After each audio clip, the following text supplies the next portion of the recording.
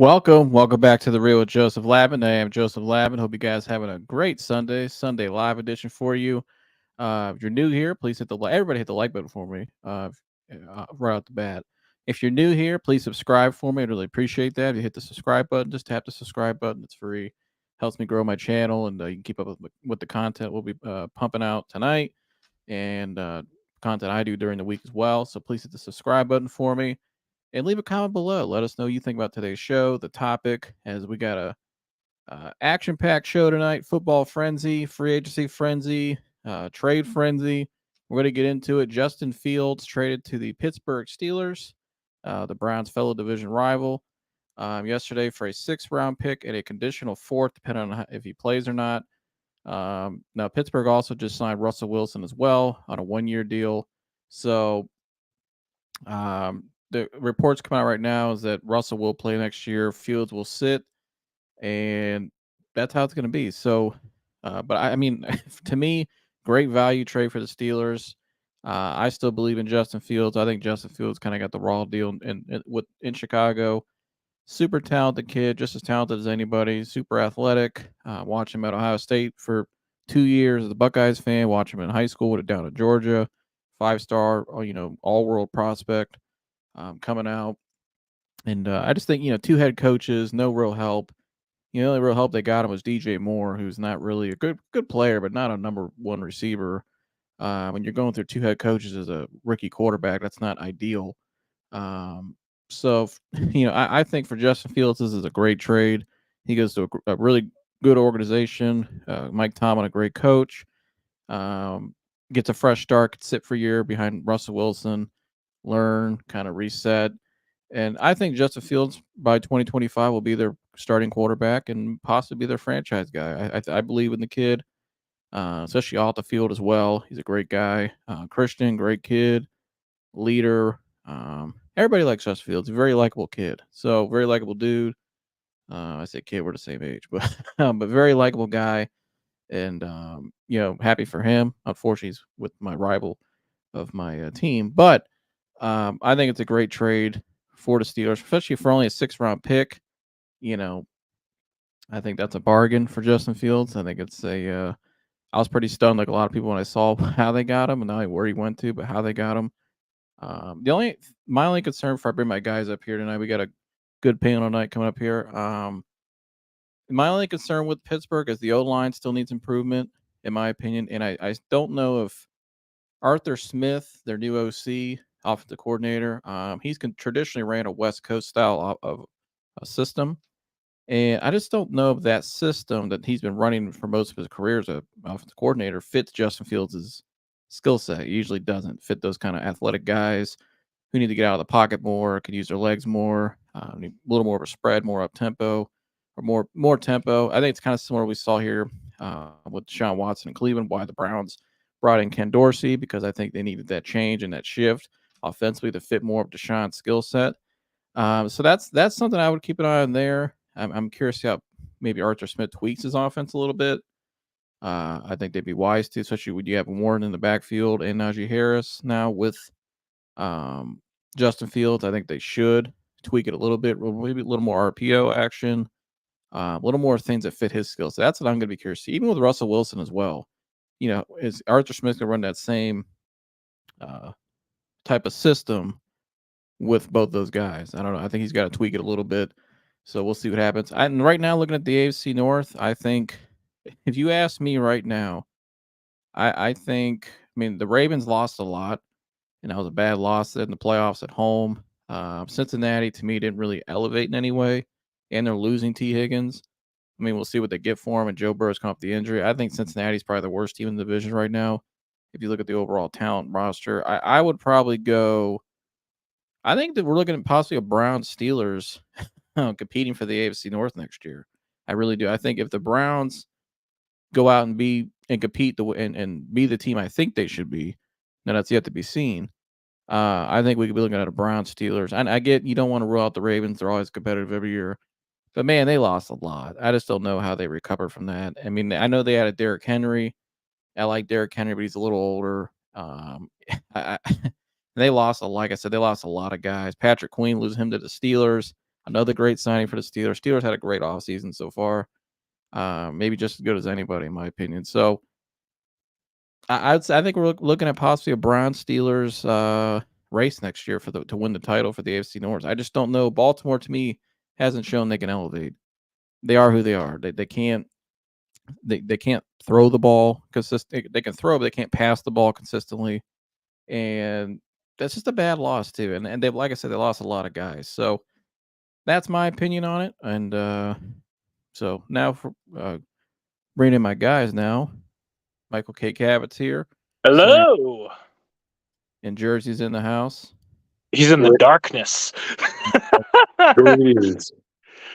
Greetings. Hold on, our boy Daylor said, "Hey, baby, bro." What's up, Day?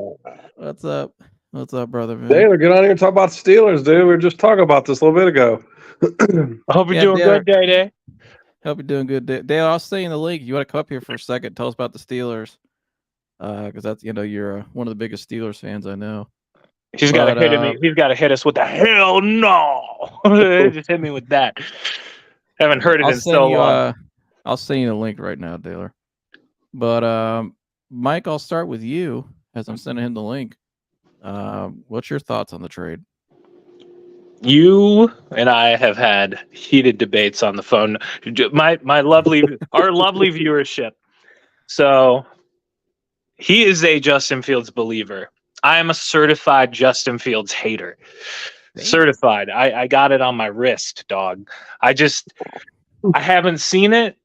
And here, I know like people want to say, oh, Chicago didn't give him help. I will admit, I didn't like their offensive play calling last year, and I don't love Matt Eberflus as a coach. Is it Matt Eberflus? Did I get the first name right? Yeah.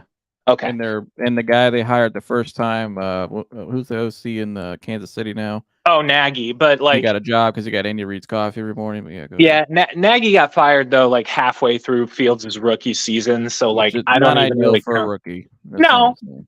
But what I'm getting at is last year, at least in the second around the trade deadline, so in October, the Bears started to have a top 5 defense in the NFL after they added Montez Sweat. They have DJ Moore. They had Darnell Mooney, who's no slouch. They had one of the best tight ends in football, and they had statistically a top 5 run game. And only behind Jared Goff did Justin Fields have less time to throw. So the most time to throw, it went Jared Goff, Justin Fields. And Justin Fields still wasn't seeing the field very well. He liked to break out and run too often when there were people wide open. I don't see it. I think Justin Fields is an incredible athlete. I think I look at Justin Fields like Jersey looks at Lamar Jackson. I think Justin Fields is what everybody thought Lamar Jackson was going to be. Just an incredible athlete that won't pan out as a quarterback. I think Justin Fields is that. I think he's an incredible athlete. I think the best thing Justin Fields could have done is switch positions, is where I'm at with him. I think if like the Steelers talk him into being a wide receiver, he might be a top 10 wide receiver. If they talk him into doing a running back, I think he'd be a great running back. I don't love him as a quarterback. I don't think I'm going to love him as a quarterback, but he is certainly one of the best backups now in the league. The Steelers quarterback room, kind of like what I was getting at when Russell Wilson was signed there, is that quarterback room is definitely better than what the Steelers were working with last year. I just don't think it's going to work. That's where I'm at. What's that? My opinion? Did you really just say they're going to put this guy wide receiver? I mean, no, I said that's good. I didn't say that's what they're going to do. He threw the ball better than Lamar Jackson in college. He's a better passer. Not in the NFL. Lamar never made the throws he made. We're talking past tense now, baby. Like I'm just talking about in the NFL right? From what I've seen. I'm just talking about NFL. I ain't talking about when Lamar was throwing on Louisville like fits. You know what I mean? Louisville. Lamar's a 2-time MVP now. I love Lamar Jackson. Love him, but there's a problem. Cat can't throw the ball. What do you think, Daylor? What's up, What's up, Oh, JJ? hell yeah. Now I gotta go on camera. Hell no. What's up? There it is. I missed it. What y'all be Welcome. doing, dudes? Thanks for Welcome coming on on, to the man. real. Appreciate you coming on, brother. I just had to ask him in person. Well, Good seeing you. hey, all I can say is we ain't got to worry about little hands no more. I could not believe when the Steelers picked him, bro. I was dogging so many dudes on Twitter. I was like, he's gonna be gone by his sophomore season. I was close. He wants to be a Eagle. I mean, that's I guess who he was a fan of in his youth. But like, Go ahead. I don't. Go ahead and fly on up to East Rutherford. That kid's an idiot. Let's just talk about Kenny Pickett for a second. That kid's an idiot. So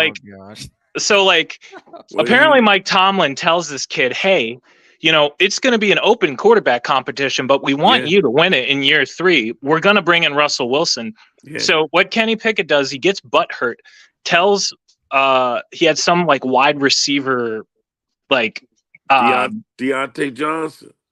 Yeah, well, I'm not talking about his trade. He had some sort of like off-season workout with the wideouts. Yeah, you know what he did, right? He canceled it after they signed Russell. He joined the Antonio Brown. What was my dude, man? Number 26. Le'Veon Bell. Le'Veon Bell, school of talking yourself out of Pittsburgh. Did you see what Le'Veon did today? Nah. What did he do, Mike? Mike told me before we started the show about it. I didn't know about this. His football career isn't going well. He tried to be in the UFL, but they didn't want to take him because of his past. So Le'Veon Bell started an OnlyFans. Are you fucking kidding me, dude? No, I'm not. Mike said he subscribed already. Yeah, totally. Heavy duty. Already a diamond class subscriber, dog. Yeah, them dudes, man. Him and Antonio Brown talked their way right out of town, man. I was there, bro. There is nothing like the Steelers and drafting diva wide receivers. There's just something about it. My dude's son was playing with him. Roosevelt Knicks. Yeah. Them dudes talked their way right out of football, man. Both of them. Yeah, it's like, because you know Roosevelt real well. And you were there. We could have won the Super Bowl with them, man. I thought Killer Bees, dude. In 2017, I thought was your year. Remember when you lost to Jacksonville? You guys were putting up a ton of Blake points. Bortles, bro. Yeah, you're at home. Me and my wife was there. Me and my wife was at that game. I'm sure you weren't happy in the stands, were you? Dog, that was Jacksonville, though. That was a different Jacksonville team when Malik Jackson was in his prime Leonard Fournette. I tell you right now, dude. That was a team, dog. That was some bullshit. We should have beat them. Dan said, buddy, Dan said, heavy duty. Yeah, that was for real. Hey, I thought that was the year. I remember, and you notice, Dale, you're probably the biggest Steelers fan I know. Ever since then, it's just been kind of like a slow decline. Since that loss. You know what I mean? You were at the mountaintop. You're expected to win that. I picked them to win that year in 17 too. But a bad loss at home like that, and like you said, they just kind of talked away out of Pittsburgh. But now, I mean, you look at what they've done this offseason. What do you think of Russell Wilson? You got Justin Fields yesterday. And then Patrick Queen, I think, was a great signing too. It's this division that we're in, dude. Yeah, is the best in football, hands down. Yeah, by far. I don't know if you guys remember, but it's the first time a division had all winning teams since 1935. Mm-hmm. Wow. Damn. You know that? Yeah, I knew that. You wouldn't think you wouldn't think it goes back that far. Yeah. We're all dogs, man. Bunch of dogs. I don't think the Bengals are going to have a winning record this year, but that's just me. But I'm a certified Cincy hater. Dan said, like bringing a $3 craft here, Daylor. Yeah, Cincinnati. Daylor, what do you think about the Fields trade? I think that was great. I think we got both of them quarterbacks for right around $4 million, and Yeah. I think so. They I don't mean, call Russ him, is making. they don't call him Omar the con artist for nothing. Yeah, I mean that was a. What did you think when you saw they only got him for a 6th-round pick? Oh, I was like, that was why it took so long. Mm-hmm. Yeah, I because you're a was, Buckeye fan too. oh yeah, I was You- thinking it was gonna be Wilson, Fields, and Pickett. Yeah. But Oh, he, Pickett would have lost that battle real like quick. I say, he talked his way out of town. We'll never know. That kid's an idiot. I still can't believe it. Because he's like, well, I don't want to compete for a starting position. I don't want to be a backup, and he goes somewhere where he's definitely going to be a backup. Well, he just It's not like they're going to move off of Jalen Hurts. he just went to sit behind a dude that makes $255 million. Yeah, Right. I know. Yeah. It's Who kids. the That hell- kid's And made a Super Bowl. Who you think gonna be on the field? The Yeah. Super Bowl guy. The Well, he took it- $255 million guy. The guy, he clearly took it personal for some reason. Yeah. Oh, You know he's what I just butthurt because he went to Pitt and he thought that they were gonna treat him special, and they didn't because it's the Steeler way to treat everybody the same. And I said so many times they never should have drafted him anyway. I mean, don't get me wrong, as a division rival, I was glad they drafted Kenny Pickett because I knew what it would be. Because I mean, he had his only impressive season is when he had Jordan Addison, who's one of the best college receivers in the past 5 years. Now he's balling out in Minnesota, and number 3. yeah. And now it was that year's ACC was awful when he was playing in handing Pitt. the ball off to Daylor. I remember he was handing the ball off to Todd Sibley for a period too at Pitt. Yeah. Exactly. I mean, that was awful. Kenny Pickett, they could have had him in the 3rd round if they really wanted him. I don't know. What, Mike? I will tell you this though: he certainly in his collegiate career performed better than Caleb Williams. Yeah. Caleb's gonna be a dog, man. I'm just telling you. Oh my! We'll get to that in a minute. I don't know, bro. I'm a believer. Listen. Yeah. Justin Fields got ran through the mill, man, with no receivers and no line. Mm-hmm. And 2 head coaches. You expecting this college dude to come in and take over them reins and just dominate the league? I think he's going to have I think he's going to win Offensive Rookie of the Year.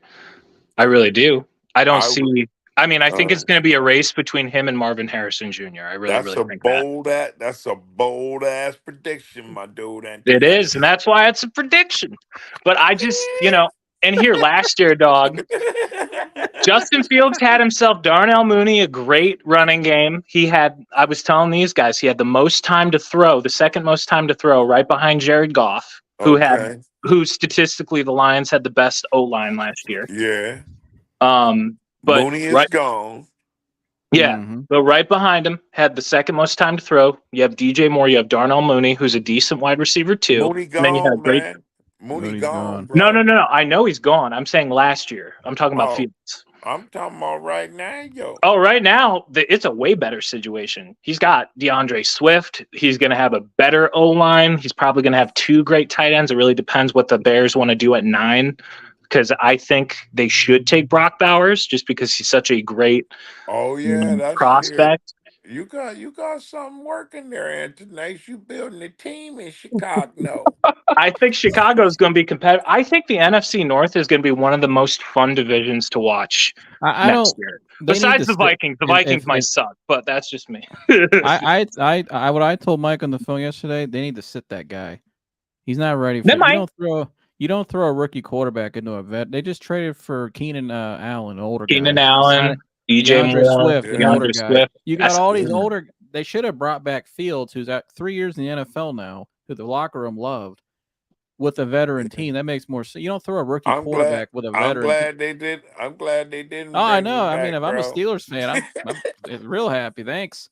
We'll see you in 3 years when you're picking number 1 again in 3 years. Hey, I'm glad they didn't let him go. Right. What's up, Gurgs? I want to start this off with, what's up, Daylor? What's up, Gurgs? How you doing, broski? What's going on, Geek. man? All right. First Hey, off, Maryland said yeek too. Here, Chris, you give your take on the trade, and Dad, you give your take on the trade too. all right. After. I want to start by saying, don't even act like Darnell Mooney is anything good. He's That a dude, decent wide receiver too. He's decent. please. He's not a Please. 1. He's a decent 2. He's had like 700-800 Please. yards a year. That's a decent wide receiver too. Dude stinks. Secondly, I didn't say he's fantastic. I just said he's good. He's all right. secondly, Like Cole Clement ain't great either. I mean, he's okay. He's I think great. I think there's an argument to be made. He's top 10. Who is that? Please. Their tight end, Chicago's tight end. If Please. you can't even think of him, that means he's average. I think Yeah. he's top 10. I think it would go Kelsey because you have to, Kittle because you He's have not to. better than Sam Laporta. Bro, No, what's Laporta's this a dude's dog, name? bro. I love Laporta. Laporta's this- already top 5 in my book. I He should ain't give that better one than to him. Freiermuth. No, What's he's the not. tight- Freiermuth is underrated. I'll say that much. I what's think the they dude's need to. name, bro? You talking about the tight end, Daylor? Yeah, Cole Kmet. Cole Kmet. Yeah. Oh, he ain't too bad. Well, yeah, but he ain't great. I think he's top 10. I think there's an He- argument to be made. He's He, top 10. he ain't Freiermuth. No, that's what I said. Hey, wait till y'all get a load of this Darnell Washingtons and shit. Bro, Yeah, if he that can dude's stay big. That healthy, dude's a that beast. dude's awesome. I want him He's to a big Browns boy. to draft him, that- but he's a that- big ass hey, man. Listen, that brother loves to pin people down on the block down, man. Yeah. Yeah. Dude, that's how like DeJuan Jones, like just it's so funny when I would see DeJuan Jones in the Browns huddle. That's how I feel about DeJuan Jones, because like you look at the Browns huddle, who is a bunch of really big O linemen, some of the best O linemen in the league, and DeJuan Jones just looks like a titan next to all of them. That kid was awesome last year. He's a big Dude, dude. I can't watch him play Go ahead, football again. That Go dude's ahead, Gerg. insane. Yeah, go ahead, Gergs. Sorry. So, but here, I mean, my thought on it is simple. The teams like the Steelers, the Packers, they've always been great because they play chess, while teams like the Bears and just make dumb decisions and play checkers. Justin Fields should have been the starting quarterback for Chicago. You know, Antonace wants to say he was the second least pressured one in the second half of the season last year. They won games. Man, did you They look won at his games when he stats, wasn't Antonace? pressured. Did you look at his stats, bro? Yeah. Over the last 3 years. I mean, Over the last 3, yeah. It's so like. Here's the thing. Bad I coaching, think- Daylor. Bad coaching. That's what I was getting ready Bad to say. situation. You tell me? can't expect a kid out No. of college. You can't expect a kid out of college to come into a situation in a big market like Chicago and throw him into that and expect him to succeed. Did you see It's not going to work. how many records he broke, bro? Yeah, Who, he was Fields?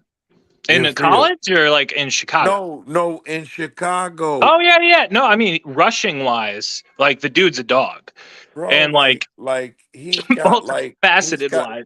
he's got like 2 weeks in a row where he threw 3 touchdowns and rushed for over 100 yards. he's If he can learn, I'll That's say tough to that. defend. That's that Steve McNair type shit, man. And you saw the Army. We know the Army has. The weather got a today cannon. is crazy. He can air it out. He can throw it too. He can air it out, and he was accurate at Ohio State too. He was real nice. He can but- throw it, man. He can throw it. I gotta grab my charger.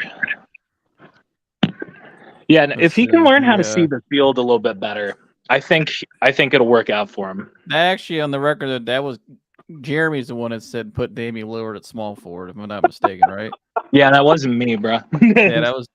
And he said, for the information for the viewers, I left to borrow Daylor 45 minutes ago, laughing at. Say what? And then another one of these. But go ahead, Chris. Sorry, we keep. Oh, God damn it. yeah. I mean, again, I think that Pittsburgh just absolutely took advantage of them. Dad, you're a yeah. I mean, I'm glad because I don't have to play him. I mean, I'm a Lions fan. I've seen Justin Fields beat us plenty of times. I mean, that kid's a stud, and I'm telling you, that was a mistake, them trading Fields for sure, especially for a guy that he ain't gonna go in there and DeAndre in that locker room. Caleb Williams ain't going in there in that locker room with. Hey, did y'all hear about? Not to interrupt you, Gersh, but did y'all hear about? It was 5 other teams trying to get him. Yeah. And then Fields said, "I want to go play for the Steelers for Mike Tomlin." I can't blame him. Hey, it'll be the best thing he ever did in his career. Oh Yeah, man, Dad, what's your thoughts? Dad, anybody doesn't know, my dad actually grew up a Bears fan, and if you actually turn the camera, you'll show the Walter Payton on the wall. Yeah, they hang in our house. But what's your thoughts on it, Dad, as a somewhat Bears fan and Justin Fields fan? Just that's why the Bears have just been shit since 85 Bears. I mean, just stupid moves. I mean, you got the first and third pick. You've made all these great moves in the offseason. You're finally putting it together. You got a quarterback. I mean, one with like almost here. If you watch Fields through college and you watch him so far, the dude almost has like generational talent. Okay, the talent's there, all the potential's there. Definitely. And you go ahead and you trade this guy away for a 6th-round pick. So, and I here, you know what? If they're going to do it, I say, like I said last night, I want JJ McCarthy. I don't want Caleb Williams. Not a chance in hell. McCarthy is going to be a steal for somebody.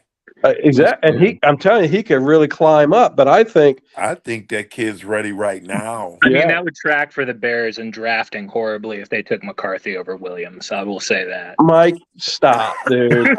That's what that would track for the Bears. Mike, hey, Mike. One of them beat Ohio State twice and just won a national title. The other one couldn't beat Utah and couldn't throw his way out of a paper bag and paint his fingernails, dude. What the hell are you talking about, dude? Mike. Best receiver's a 6-round guy. What was Caleb Williams' signature win in college? He didn't have one. Mike, what do you think? I just want to hear your expertise opinion on Caleb Williams. Why do you like him so much? He has great field vision. He naturally throws on the run. He's super athletic. He's not afraid to block even as a quarterback.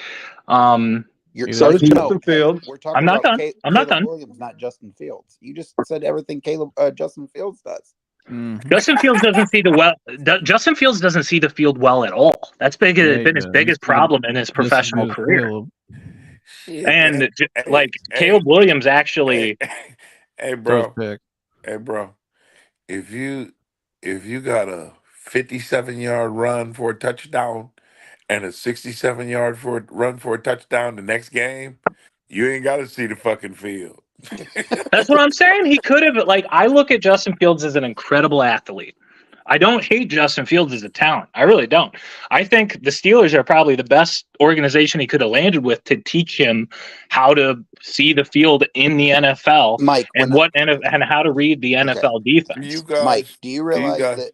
Hold on, Daylor, real quick. Mike, do you realize the third thing you said when I asked you what does Caleb Williams do good? You said he blocks well. He's a quarterback, bro. Who gives a crap if he blocks well? He does, though. You're right. I was just getting started. I have so many things I like about Caleb Williams. The dude's got a fucking cannon of an arm. He's got. That don't mean anything. I'm telling you, the kid's going to be great. He's going to get drafted to the Bears, and the Bears are going to be immediately competitive. I'm going to play this video real quick, and I'll go to you, Daylor, right after. Gurg, you sent me it's from my man JB. Shout out to JB. Coach JB showed us a clip from his show, and I agree with this gentleman says about Caleb Williams right here. I think Caleb's talented. I have no idea how Caleb's going to handle adversity. I was told from people I trust within that SC organization, the only person he communicated with was Lincoln.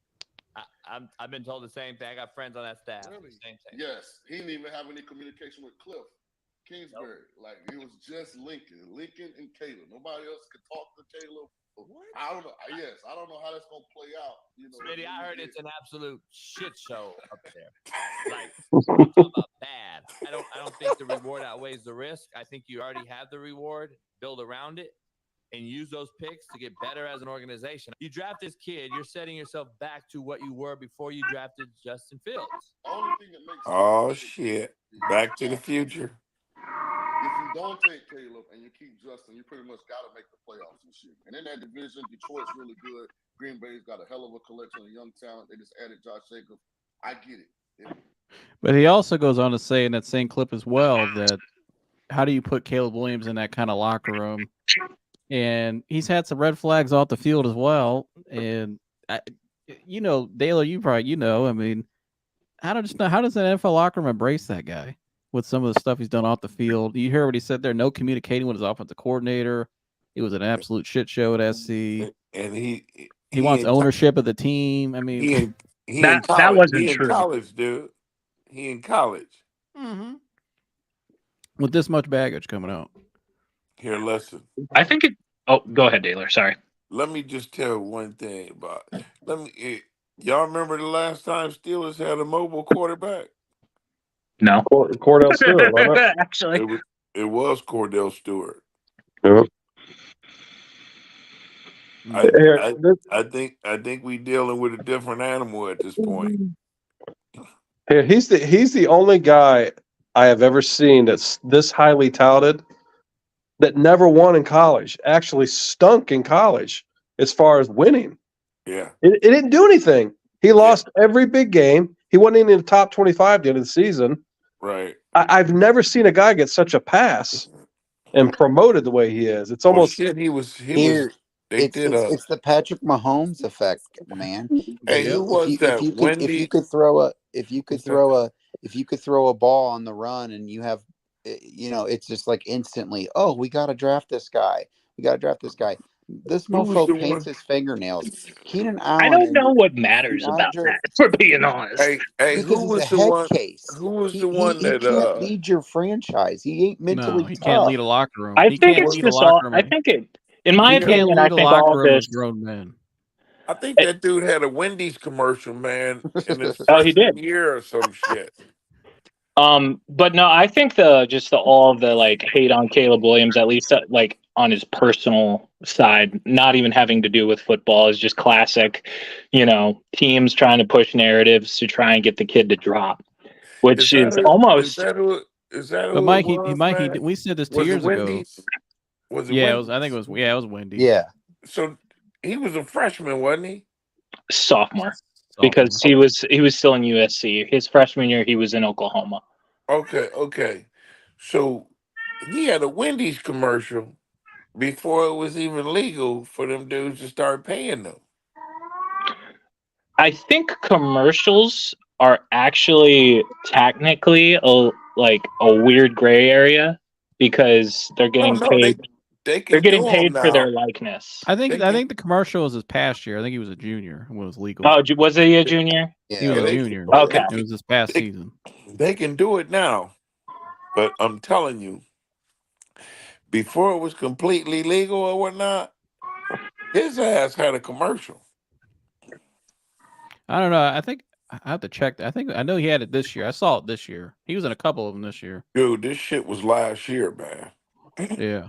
It was last season. I have a question for the panel real quick, if that's okay. Fire away. All right, let's if we're putting the Caleb Williams wars to the side for a minute, who do you all think, outside of the AFC North, because we cover them so much, had a sneaky good free agency offseason? I think that's a fun question. Maryland, I like what Kansas City. Yeah, I like what the Packers did. Yeah. I like what the Packers did. They got Jordan Love, a great running back there, versatile running back. Agreed. They got good players everywhere. They got a good defense. I like the Packers a lot. I don't know Gurgs. I mean, I think that's probably your competitor. I think for the next 3 years, I think that's gonna be a hell of a battle with those two because the Lions are a great team. Packers are so young too. Well, who's running back did they just get? Josh Jacobs. Who could be a great running back. I think before this Fields trade, I think the Bears did. I mean, I think that the Bears. Oh, well, of course. But yeah, I think they had the perfect opportunity with 1 and 9, picking 1 and 9, and with Fields and with Keenan Allen. First off, I'd like to see if Keenan Allen's going to have 13 or if Caleb Williams is going to demand 13. That's going to be a little funny thing that I'm going to enjoy watching to see if I'd love to see if Keenan Allen's able to play 13 games. Which is a problem, but hey, but judging that, did Caleb Williams even win 13 games at his career? I have no idea. I don't think he did. Oh, okay. No. I don't think he did it. I mean, my gosh, I don't want to go off this topic because I just don't get the Caleb Williams hype. He's a mental head case. He thinks he deserves respect. He's done nothing to gain respect at all. He's done nothing. He's overachieved on a bad college team. I think that's all it is. He reminds me a lot of Josh Allen in Wyoming. Like, you can see the talent. It's Wyoming. It's his job. He's at USC, a prestigious program. Yeah, but Mike, if this guy's that USC good, is a great program, but they didn't have good talent around. I mean, outside of Marshawn Lloyd and Brendan Rice, who are both 5th and 6th round talents, there's nobody. We were just talking. He's in the Pac-12. And when they had Jordan Addison, he had a great season. He won the Heisman, but he didn't win anything. USC's a blue chip. Now they've been down for several years, but they're always going to have talent. And if this guy's this good, he should have elevated them. That's why I said they weren't even in the top 25. They had the worst defense. Mike, I don't care. Mike, I don't care. If this guy's this good in the Pac-12, he should have dominated, and he did the total opposite. He got his ass beat. He couldn't beat anybody. He literally cried to his mom. Yeah. And that was his last game at USC. Really going to hold that against the kid? Mike, I'm talking about his whole record. If he's that good, they should have been. I mean, he should have elevated the team. What was their Daylor, you've been around football a long time. Do you go cry on your mom's shoulder in the stands, knowing the cameras are on you after the game? Nah. It was his last game at his school. Come on. You're not gonna let the kid get emotional. The kid's 20. You don't do that, Mike. You do not do that. They wouldn't even have seen my mom, dude. My favorite guy. I'm not going to attack his personal because I don't know the kid, so I'm not going to attack that. But Mike, all we're reacting to is things he's done. I know, but I don't know the kid. I can't just because the camera's panned to him crying with his mother. Hey, Mike. You don't do that. Mike, what was his record, bro? Could you look it up? I don't know offhand. I really don't. Could you look it up, Joseph? Thought he was the main follower to this dude. I'm not. I mean, I like the kid. I think he's the overall one pick. I really do. But, I'm not a USC fan. I don't follow college. I just break down tape near the draft. That's all I do. You've been around locker rooms. All right, man. Mike, let me ask you this though, Mike. Broski. What makes him more deserving than JJ McCarthy? Wait, hold on a second. Hold that thought. Hey, their record was 9-5, bro. 9-5. What was Caleb Williams' stats last year? Caleb Williams. He played in the Pac-12. What are his stats? Defense in the Pac. He had about Stats 30, don't matter. 3,500 yards Wins passing matter. and about Wins 4,000 matter, rushes. Antonace. I'm just curious. I'm just asking a question, Gurg. How you but people say, what are his stats? What are his stats? It doesn't matter. Tim Tebow had great stats. Stats. It's can you mentally lead a franchise as the number one guy? That's something we'll have to see, I guess. And winning. No. You can't put a guy at number one and say, we're just going to have to find out. That's crazy. That's how number one overall picks work. We picked Baker Mayfield. It was bad. He couldn't lead. Yes, he could. Panthers picked Bryce Young. It's not work. It is what it is. You can't gauge what a kid's going to do in the NFL until they get there. You knew. Hey, Stroud was pretty easy. Stroud worked out. You know, but you could. It was predictable.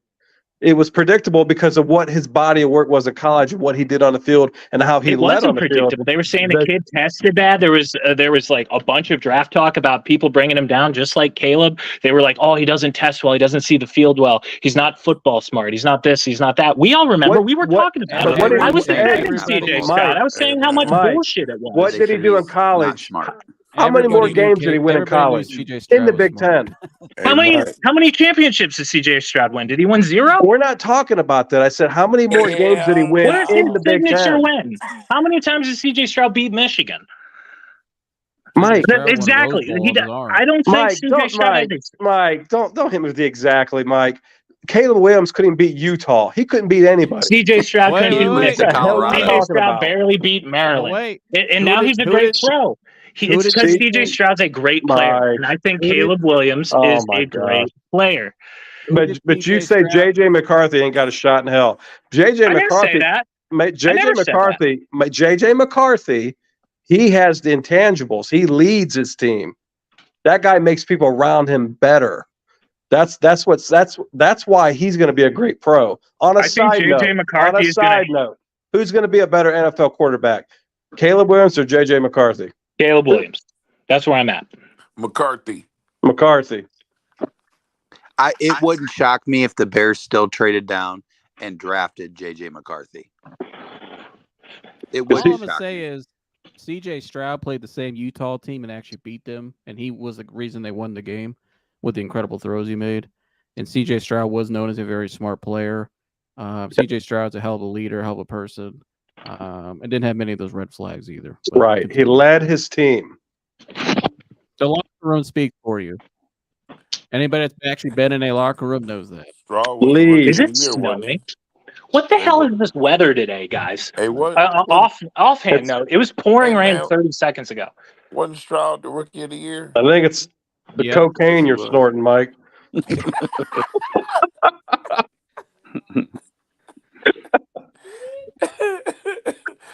Oh shit! Daylor, do you want to 5 o'clock in the explain? morning, where you gonna be? Outside on the corner. Get yourself together while you But- running around but- town, messing around with your mind. But hey, but going back to the other half of it from the Bears, Steelers. I mean, great. They Thank you. shit for the Browns fans, but that's why Thank you. that's why I always say, last 50 years, Steelers best run organization in all of sports. And Man, I love you, man. You, and my they dude, are. Joe. They make the right moves, man. And watch what they do with this kid, with Tomlin. Man, it's Watch what happening. they do with him. It's happening, bro. And I think it'd be good I if can't he wait sits to go to behind training Wilson for a camp. year. I can't wait to go to training camp, bro. Right. I'll So- see some pictures and shit. And here he'll fit well in Pittsburgh because he's a tough dude. You know what I mean? Hey, Russ, Danger Russ, gonna show him all the shit, and then we're gonna be happening for the next. Show him all the shit. We gonna know what's happening for the next 4, 5, 6 years up in Pittsburgh. 100%. Pittsburgh's winning the division next year. We about to put it down, man. That's gonna be that division, man. Whew. But here it is. NFC North's right behind it, man. That's yep, right. I Let's tell see you, what it honestly, is. Listen, I this think is the what Bears it is, did good. bro. I think the This Bears is did what good it is. with We Swift more and everything. we more physical than them, man. Of course, yeah. Our division is more physical than the Well, rest hey, of the dude, AFC. Listen, don't make Dan Campbell come out down in Pittsburgh and bite them kneecaps, Daylor. Come on now, don't you dare. We'll bite them sons of guns, dude. Don't you worry. Hey, We'll show up at your door. I like Dan Campbell, man. He seemed like a Steeler dude. Maybe if they Go would have for bought a bet. Never mind. My diss is ruined. Seemed like he could Had be too many beers. Bill Cowher's little cousins and shit. Yeah, exactly. Dude, the Lions are physical. They're tough, but here I definitely think that, like I said, I'm not worried about the Bears. If they do true, I was worried about them, to be honest with you, with the Justin Fields, because I thought they were going to keep him. And I was worried because Justin Fields beat us last year by himself. Oh, well, I apologize, Mike. They did have the great Cole Kmet and the wonderful Darnell Mooney. Yeah. But anyways, yeah, Justin Fields beat him by himself. But again, I'm not. If they draft Caleb Williams, I cannot wait till Hutchinson's in his season. And then and then the Packers are the only ones I'm worried about. I think the Packers had a great offseason, and I like Jordan Love a lot. Mike, I know you and I talked to him on the phone about that. We watched him that day in the playoff game. Jordan Love's a dude. But Dale, what do you think the Steelers do with the draft? You better go receiver right there in the first round. I don't know, but did you just say you talked to Jordan Love on the phone and shit? No, I said Mike and I were on the phone when we watched Jordan Love and the Cowboys. Okay. I've been in spaces with moved up on me and shit. I've been in spaces with Deshaun Watson a couple times. That's been pretty cool. I don't know Jordan Love like that. I like Jordan Love. He's a great player. But what do you think, though? Wide receiver, probably. Who do you like? I think we needed to get Keenan Allen and missed out. But right now we got your boy Mike Williams in camp. He's on a visit right now. He's also meeting with the Jets and the Panthers because for some reason. That's good research. He is Michael K. Cabot, but I try to stay up on everything. You know how it is lately, though, right? Once they get to meet the con artists, it's over. I really think Mike Williams is just going to be looking for a payday. Whoever's going to pay him the most money is going to win the Mike Williams, just like Calvin Ridley. Are the Titans the best situation in the world? Hell no. But they paid him $100 million. I don't look to us to be paying no bunch of money. I'm thinking no, he's like a 2-year, $30 million guy. $8-9 million a year. You know why I know that? That's what Deontay's little bitch ass just walked away from. Little bitch ass.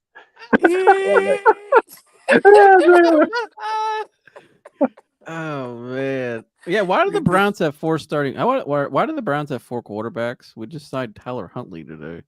Oh, we always go into the offseason with 4 quarterbacks. Say that again, Daylor. Oh Lord. Oh Lord. We did last year, and we'll do the year before, and Hell yeah. I'm gonna move on to the next topic I got written down. I'm actually afraid to bring this topic up because we might start watch this deal. We might start World War III amongst Browns fans right here.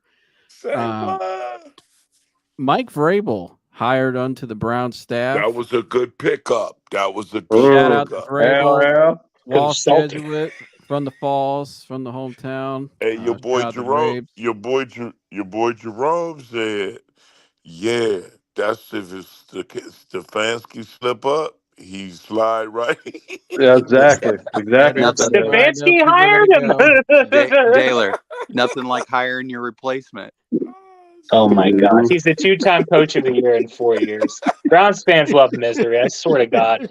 Daylor, you guys got it good over there with your Pittsburgh fans, you reasonable bastards. I love all y'all.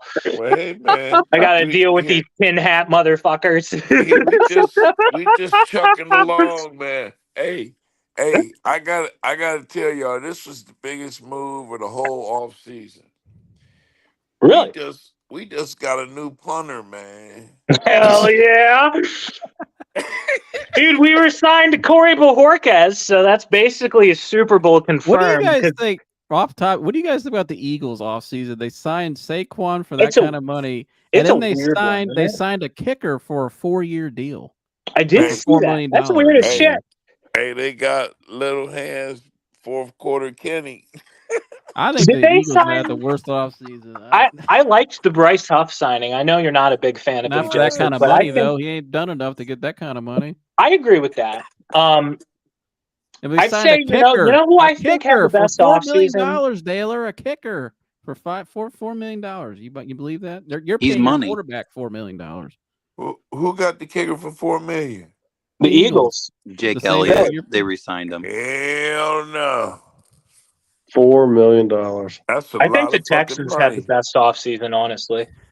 The But- Texans, Daniil Hunter, Danico Autry, They Aziz picked- Al-Shir, they picked Joe they- Mixon.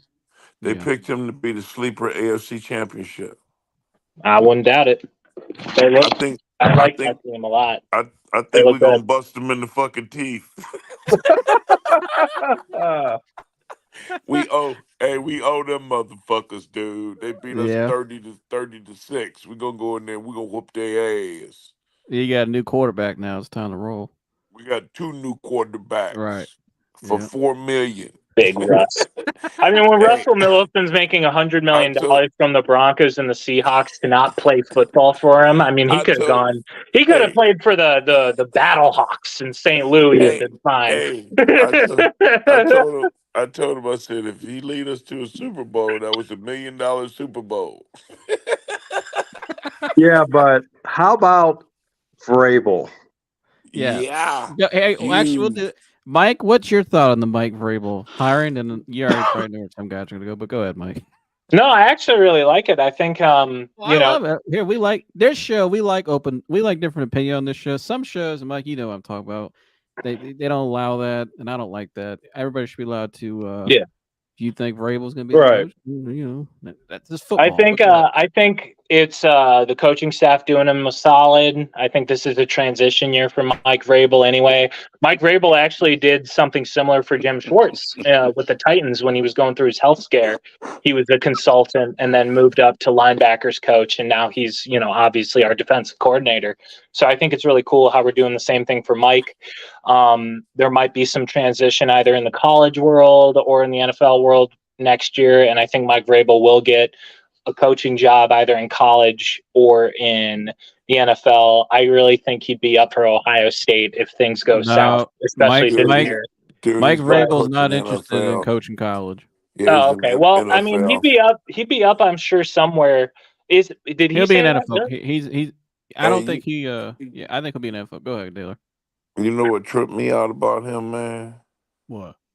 His mom was one of our teachers in high school, right? Oh, really? Yeah. And I then had Jeffrey Dahmer's parents as substitute teachers. That was pretty weird. hell Anyways, no. go ahead, Daylor. Now, when you look it up, they say somebody else is his mama. What? Vrabel. Like Vrabel? Yeah. When What do you mean? Like, they say another woman is his mama. does he have like a stepmom? Well, what I'm saying is they don't mention Miss Vrabel, man. I researched that shit for like 35, 40 minutes because I remember when, Mandela effect, bro. he was That's what it born. is. We're in a And different universe. What high school was that, Day? Tell him what high school it was. He went to He went to Walsh. Walsh. No, he went to Wall. What's your high school? I'm talking about telling your. I your went high to school. North. Yeah, shout out to North. Vikings.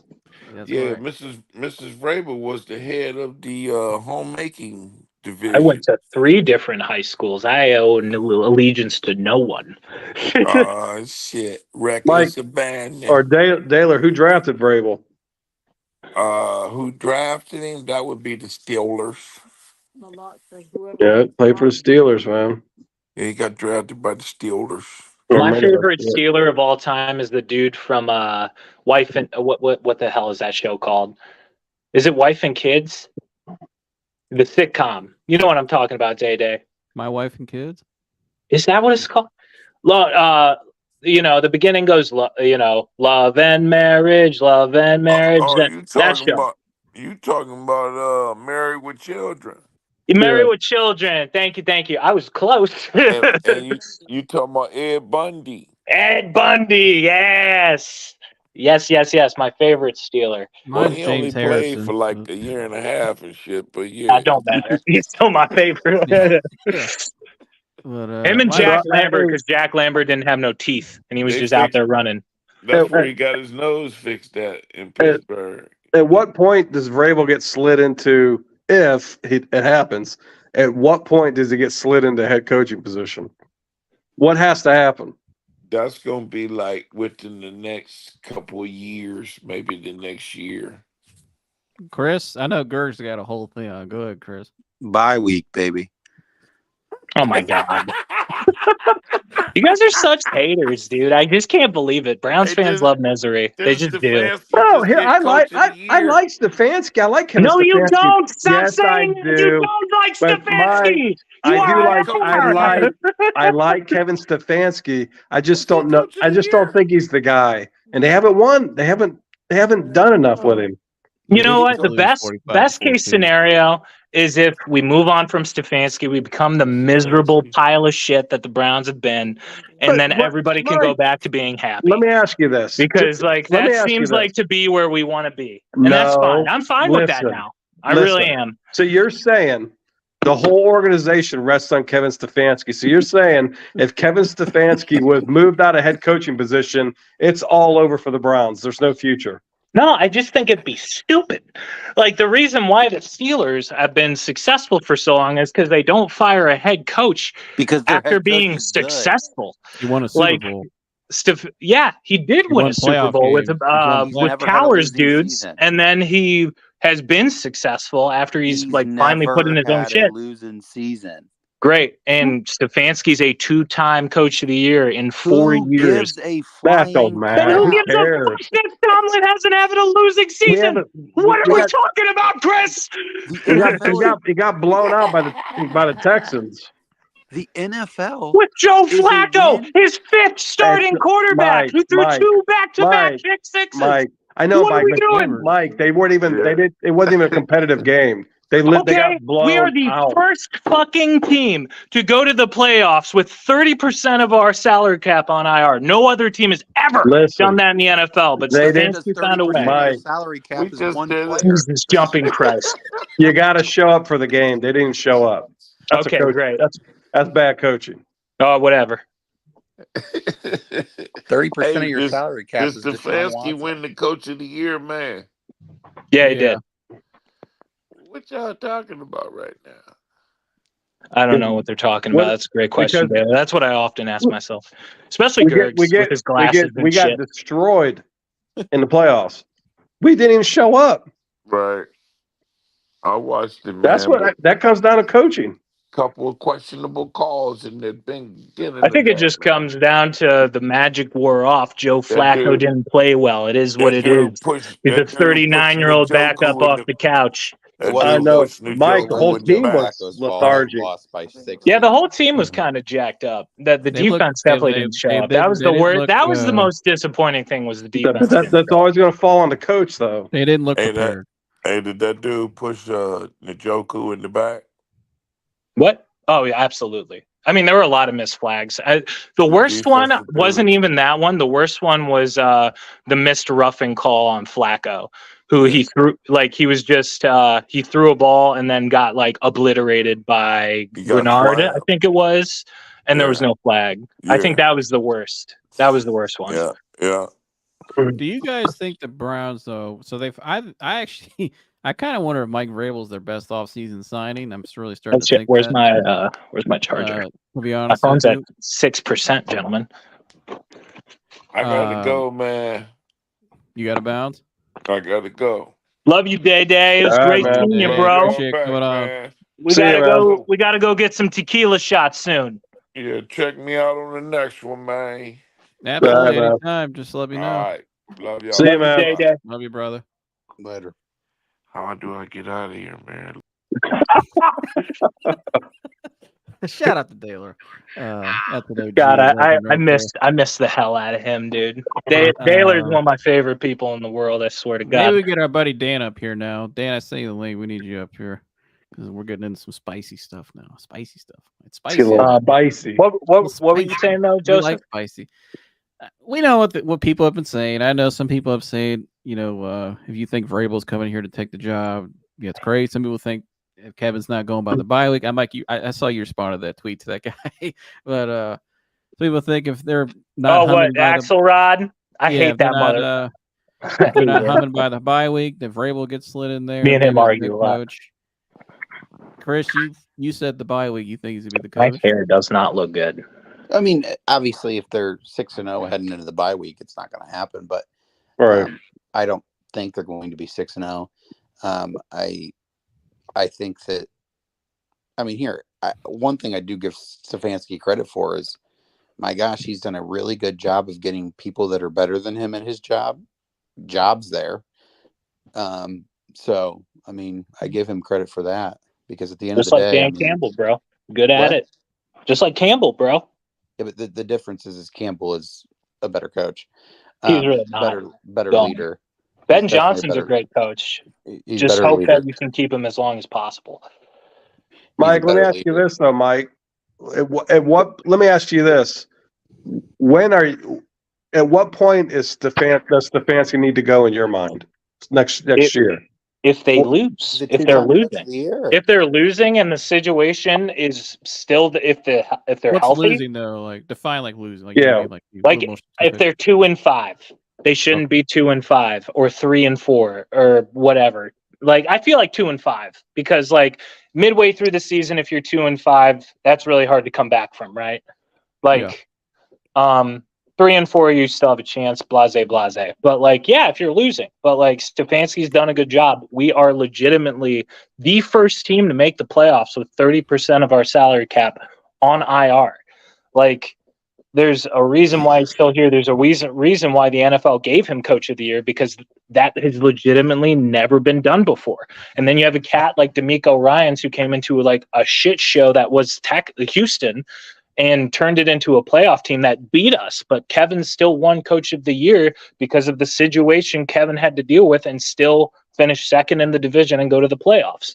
Like, the fact that he was able to overcome that amount of diversity, win that many games with how many starting quarterbacks he had to play with, minus your best crutch option if you had a backup quarterback in there, which was Nick Chubb, who we didn't have basically all season, is fucking super impressive.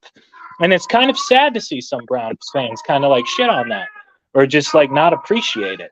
You know what I mean? Like, he's a great coach. He's a great leader. The team has rallied behind him. And the fact that the team didn't quit last year in spite of all the injuries, I think is a testament to how good of a leader he is, and why he should continue to be the coach, and why he will continue to be the coach. That's just where I'm at. And I really kind of don't want to talk about it anymore. Well, I just want to hear your opinion. Well, then I'm getting off here. But that's where I'm at.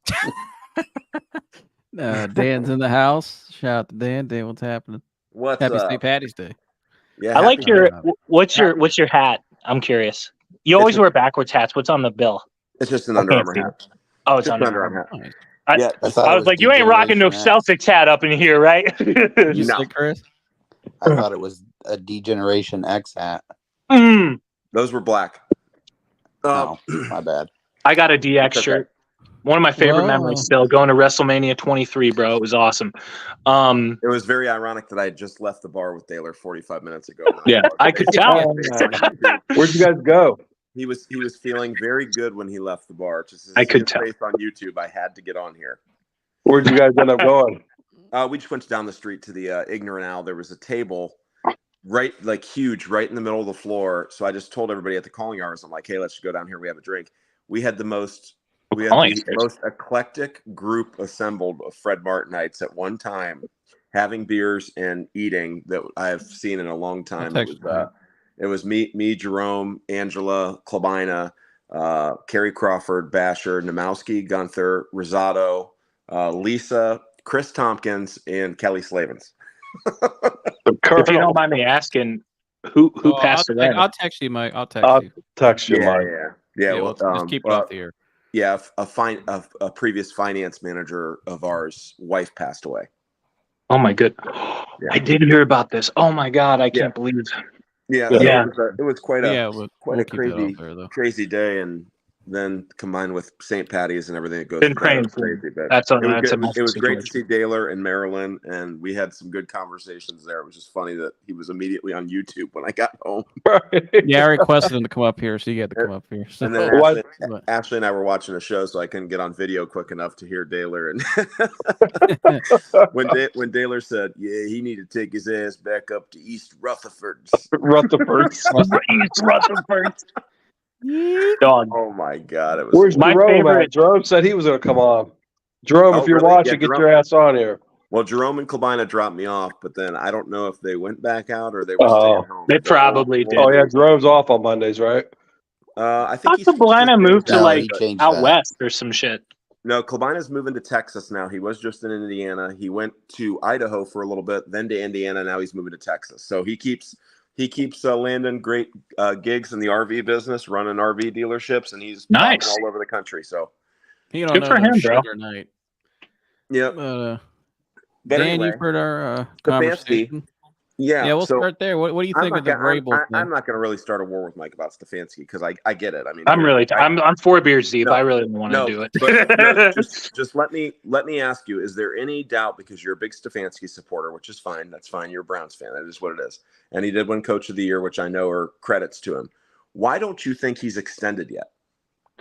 Well, every source that I've read says that an extension is still happening. They're just working out the numbers.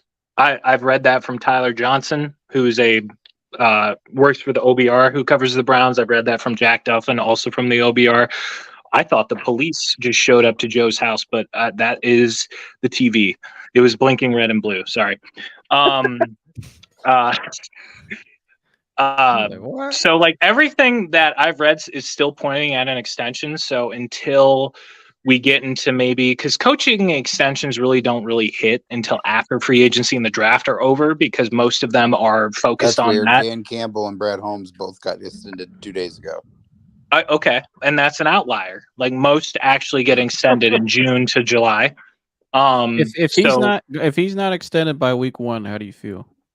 I mean, I'm still confident that he will get extended eventually. Obviously, we are in like a transitionary period of like, hey, we're going to year 3 with Deshaun. Year 1, obviously, he only played so many games for, the suspension reason. Year 2 didn't work out the way we wanted because he got hurt. So like now we're at the point where Caffeine Cowboy, what's happening? Caffeine Cowboy's in the house. There he what's that is. say? I don't have my Yep, the contacts outlier in. I gets can't a- read shit. We got 2 outliers, not just one. Ooh, outlier. But yeah, no, I mean, it is what it is. Like if he's not extended, like he's got to win, and then I'm sure they'll extend him. I think that this year is probably our best chance to win the division. With where the Bengals are at, they're not in like a soft rebuild or anything, but they definitely need to grow up some weapons and they need to fix their O-line still. Stay on the Stefanski point for a second. I have to cut you off. Okay. I kind of look at it like this, either 2 ways, because they've brought in Ken Dorsey, which you didn't really see. I didn't really think Stefanski would do that, especially when they had Van Pelt, who was okay not calling the plays. So they did that move, right? And then they just hired Mike Vrabel, who definitely wants a head coaching gig again, and it's very rare that a active head coach would hire a guy like that, knowing a lot of these guys, they're hoping the guy who hires them, they hope that guy gets fired so they can take the job. That's how a lot of these guys think, looking long term. But so is Stefanski really doing these moves, do you think, or how do you think he feels not having he doesn't have a extension yet, and these moves are being made? Well, so Andrew Berry doesn't have That's why I think people are questioning what's really going on. I get it. No, I get. I mean, I get why they're questioning it. But Cam Justice reported that it was a Stefanski hire. Stefanski called for Mike Vrabel, was in contact with Mike Vrabel, and actually Mike Vrabel was with us at the combine even before, on a temporary basis, until like Stefanski wanted to make it like a permanent 1-year thing. So like Cam Justice and Mary Kay both reported, and they were the only ones to write articles on it. That. Within the building, I'm just saying though, when you look at I'm just looking at you look at the whole. No, I know. I know. Let me. You look at who the coach and executive is, who they hired before the season. Bob Quinn connected to Mike Vrabel and Jim Schwartz, right? Both all New England guys. Yeah. I'm just, what I mean. You just want, and he's not extended yet, so you're kind of wondering who's calling the shots, what's really going on, and if Kevin at least is really cool with all this. Is what at least the Mike Vrabel shot, I know for a fact it was a Stefanski and Barry hire solely. They both wanted an extra voice in the room because they retained Bill Musgrave, who was passing game coordinator last year. They want him to get a little bit more involved this year. And they also hired, his name's escaping me, the offensive coordinator from Bama as the tight ends coach. And then they recently hired the offensive coordinator who was also head coach at UConn. But they're basically about Tommy Rees. Tommy Reese, and then they just hired the head coach from UConn, whose name I can't remember. And also Deuce Staley, Andy Dickerson as well. Yeah, Deuce Staley, Andrew Dickerson. So what it's sounding like is it's really going to just be a collaborative effort on like the offense. That was the biggest thing. I don't really know who's going to call plays yet. It might be Ken Dorsey, but it's going to be collaborative. I know that they strictly said that Ken Dorsey will not be doing the run game, which is good because his run game in Buffalo was awful. His passing plays are brilliant. But yeah, no, it looks like they're really just trying to get as many brains up in there who are like football smart with like new cool ideas to help challenge, Well, I don't know if he's calling the plays, it's going to be his run game and his offense. You can't have two different guys calling two different things. That's the run game coordinator, because I don't know. I think they've named Andy unofficial run game coordinator, at least as of right now, because that's what he did in Seattle as well as what coach. Bill Callahan did that too. Yeah. So, I mean, run game coordinator at least writes up the plays, and then Ken can call them as he pleases. But as long as Ken is not making the run game plays, because like as soon as I will say this, like Ken with the passing plays, great. Stephon Diggs, Gabe Davis, Khalil Shakir, all those guys in Buffalo were doing fucking awesome while he was in. And as soon as he left, their stats completely dropped. But James Cook, conversely, became one of the best running backs in the league. So it's one of those things where like you don't want him. I got it. I want to get to Dan though because he's joined us. And Dan, sorry, I was rambling a little bit. Yeah, I've been reading. Dan, what's your overall? If in fact Stefanski did call Vrabel to tag him in, it might be Stefanski's worst call of all time. That's what has been reported. A horrible play call in the offseason somehow because he just hired the dude that is going to step down from the box when it doesn't look like they have a chance to win the division and take over that team. If that's what it is, I mean, I wouldn't actually hate Mike Vrabel if we had to replace Kevin Stefanski. Well, Mike, you're not going to hate any coach that's a Browns coach. You're a Browns fan. I understand. You love everything that is Browns, regardless if it's good or not. Yes, you do. Like on the here, let me speak, Danny boy. Let me speak. You and your let him go, Mike. Let him go. You were talking about Mike Woods in the preseason, for God's sake. He did look really good. You were talking about Michael Woods in the preseason, Mike. He did look really good in the preseason, but to be fair, Steelers fans said for 2 years he did look. Tony, you shut your mouth. Sitting Mike, at home in I your appreciate your slippers. Fandom. I appreciate your fandom, as I always tell you, but you are the biggest Browns homer that I have ever met in my entire life. I feel like I try to be educated, though. Will fly the flag. You are educated, but you will fly the flag for absolute sewage that the Browns put on the field. But they haven't. They haven't been putting on sewage recently. Yes, they have. Mike, 36 years since we won a division. I think this is the year. That's what I was saying. Winning doesn't matter to Mike. What is successful? It's time to raise the bar on what is successful. Winning doesn't matter to Mike. It's about stats and looking. I don't care about Coach of the Year awards. I want to win the division and host a home playoff game. I think this is the year to do that. I really do. I really do think if they don't, Mike, is Stefanski fired? If we don't, it really depends. Why would you extend him until he proves he can do it? Why would you extend him until you proves he can be the best? And maybe that's why he's not extended. There's really no reports on it. He's not extended. I can only go on what I've read. I subscribe to a bunch of really great creators and really great insiders and reporters for the Browns, and I can really only go off of what they're saying, who have inside sources. I know, but Mike, look at it from your own logic. Don't look at it from theirs. Look at it from I mean, I can look at it from my own logic, but at the end of the day, I'm not. I think what I'm trying to say, what Dan's trying to say is people shouldn't be upset that people are throwing that out there that, hey, this guy could take his job, because that's just how the business works. Not only football. Well, if anyone takes his job, I really don't think it would be, if we're just speaking like, I mean, Mike Vrabel's only. Why do you think Tyronn Lue took the job in Cleveland when David Black got hired? Because he knew what was going to happen eventually. But like big, that happened. But that's very common in professional sports all the time. Guys take jobs in college sports all the time. And I got a buddy that's on a college staff, and that's pretty common. Like guys take jobs other places that think they can get another gig. You have to elevate, and place yourself in positions where you can possibly get that gig. So I think Vrabel's doing that. I think Vrabel's prime. I don't think Vrabel wants to come here and just be a consultant. Well, that's he's what better he is. than a consultant. But he's better than that. He's better than that. He should be a head coach right now. I mean, I agree. I think should be a head coach somewhere, and this is he again also won Coach of the Year as well. I know. Yeah, we actually have. In the past 4 years, we have 3 of the Coach of the Years on staff right now, as well as an assistant of the year. But no, I'm just saying what a stat is. Out of the past 4 years, we have 3 of the Coach of the Years on staff. That's really cool. And we just let the comeback player of the year walk out of the locker room and sign Jameis Winston for the exact same contract. Mike, why was that? Because Joe Flacco's old and doesn't fit the new offense. I actually do think that was a system hire. Yeah, it was a system hire. System thing. Yeah, it is what it is. Like, we're moving away from the classic Kubiak system, which Stefanski's really, really, really, really good at running. And that wasn't a system hire. That was a stinking. There's no way. Oh my God! No, because listen, it was a hire because they knew if Deshaun Watson struggled the first 2 games. That's not what it is at all, Chris. I agree with that. Let me talk. I don't agree with that. Can you let me talk? Okay, I'm sorry, Chris.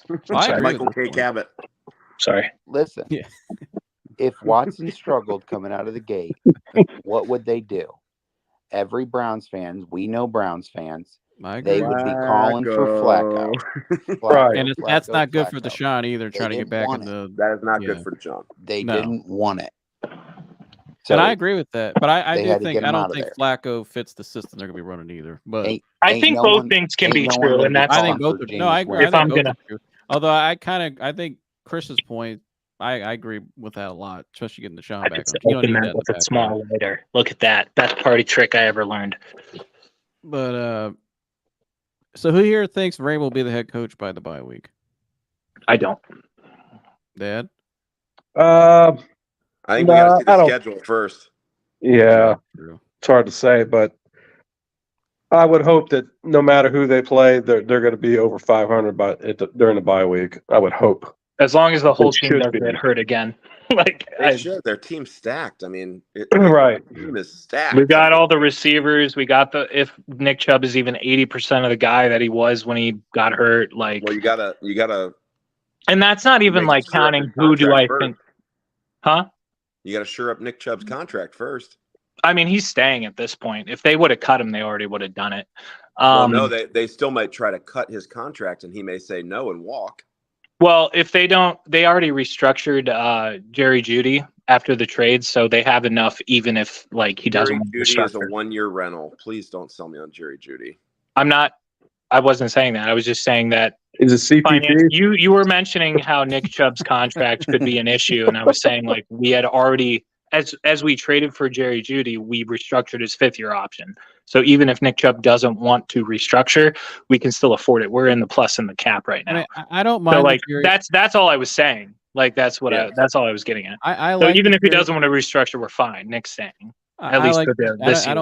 I like the Jerry Jeudy move. I think he'll be better here, but I don't think they've done enough in that room yet because he's too unproven. To me, my biggest thing with the Browns right now, I think they need to keep doing more. They didn't really. Does anybody think the Browns actually really elevated so far this offseason? I didn't mind their offseason. I think I don't think they have not elevated yet. They have injury-prone wideouts. They're not deep. Exactly. Yeah, they have unproven guys. They haven't really elevated yet, and I don't like them betting on a rookie receiver in the second round to come in here to try to be that piece. Well, I mean, if he's going to be the 4th to 5th guy, the gas needs to be on the pedal now, full speed, and I'm just not seeing it enough, in my opinion. I think I like the offseason. I like the continuity, at least on defense. I like I think Quentin Jefferson is a super sneaky, good, underrated signing. I like Jordan Hicks as far as a smart Mike linebacker to be your green dot. He's also had 100 tackles almost every year. I love Jordan Hicks. Devin Bush was a little weird, but I think he can maybe have a good year as a depth piece. With the money Devin White got, as well as the money you're paying Devin Bush, it's only a $3 million difference. I would have preferred a Devin White. That's just me, but I wanted Patrick Queen. I mean, we weren't the only linebacker that's going to get money on long term on the Cleveland Browns is named Jeremiah Owusu-Koramoah. That's the only guy in that linebacker core who's going to see long term money, reasonably so. That dude deserves paid. He's Yeah, Vrabel will make sure he gets paid. Absolutely. But like, I don't mind the offseason. I agree. I think we need to add more. I still think we're going to trade a piece. I think Greg Newsome's time is kind of like come and gone. I really think we can get at least minimum a 3rd round pick, maybe a 2nd. We'll give Donovan Peoples-Jones back for him. Yeah, okay. No, we're good. You can keep him. You re-signed him. Congratulations. Yeah, you guys re-signed him. I know, 1-year deal. I know. It's a really shame. If he would have been a free agent the year before, he would have gotten paid so much money. But yeah, with the Browns, I really think we can still get some picks for Greg Newsome. You know, he's at the end of the day, I still think he's a great corner, but he is the 3rd best corner on the team. When Cam Mitchell was in there, he proved that Cam Mitchell can do the same job that Greg has been doing, and Cam Mitchell is on a 5th round rookie deal for the next 3 years. So it only makes sense to move off of Greg, because I really think they want to pay Martin, because Martin has been a star. Like, really? Like, he really has been a star.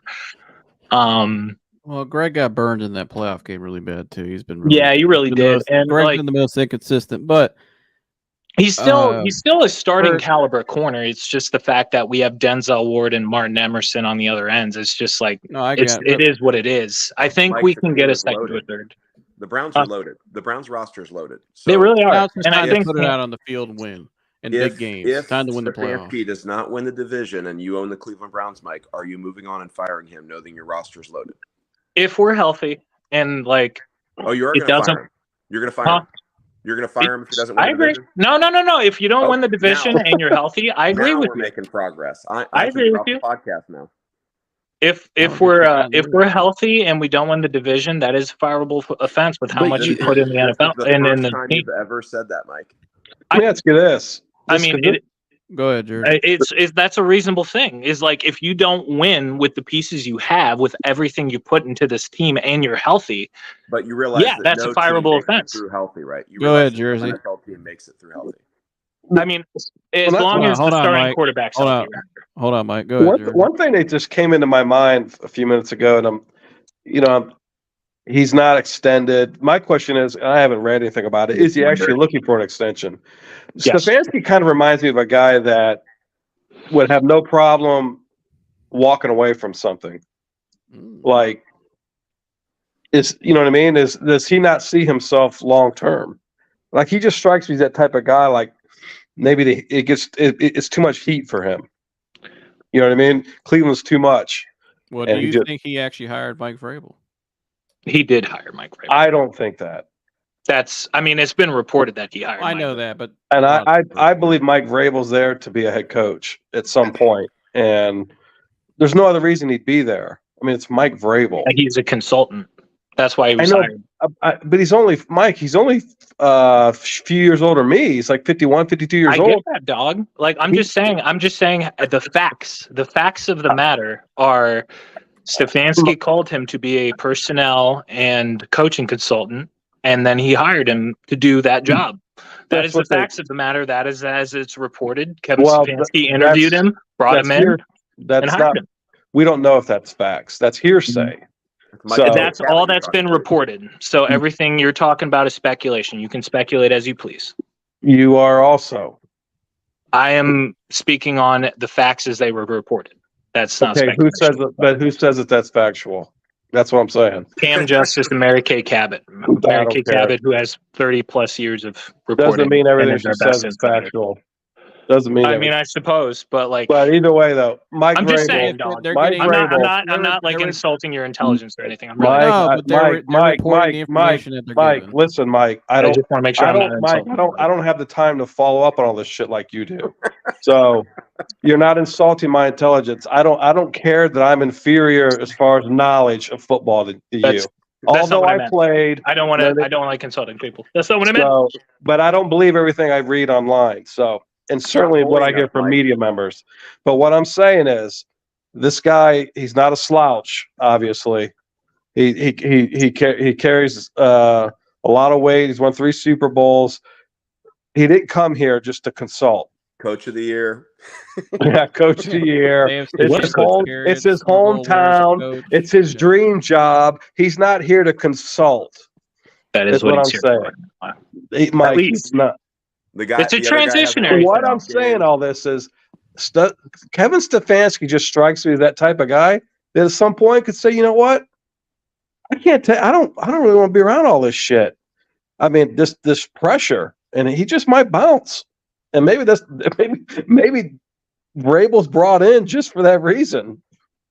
I mean, we could be all sitting here be saying, yeah, this dude's he's gonna get bladed if he don't win a division, or if he's not 500 at the bye. But you know, maybe he's already told him I'm out after a certain amount of time. He just strikes me that type. I just think, Dan, I go back to what you wrote earlier. The more I think about it, anytime a guy's won Coach of the Year twice, he's already under contract extension. Like that's like you know what I mean? It's done quickly. Like it's a no-brainer.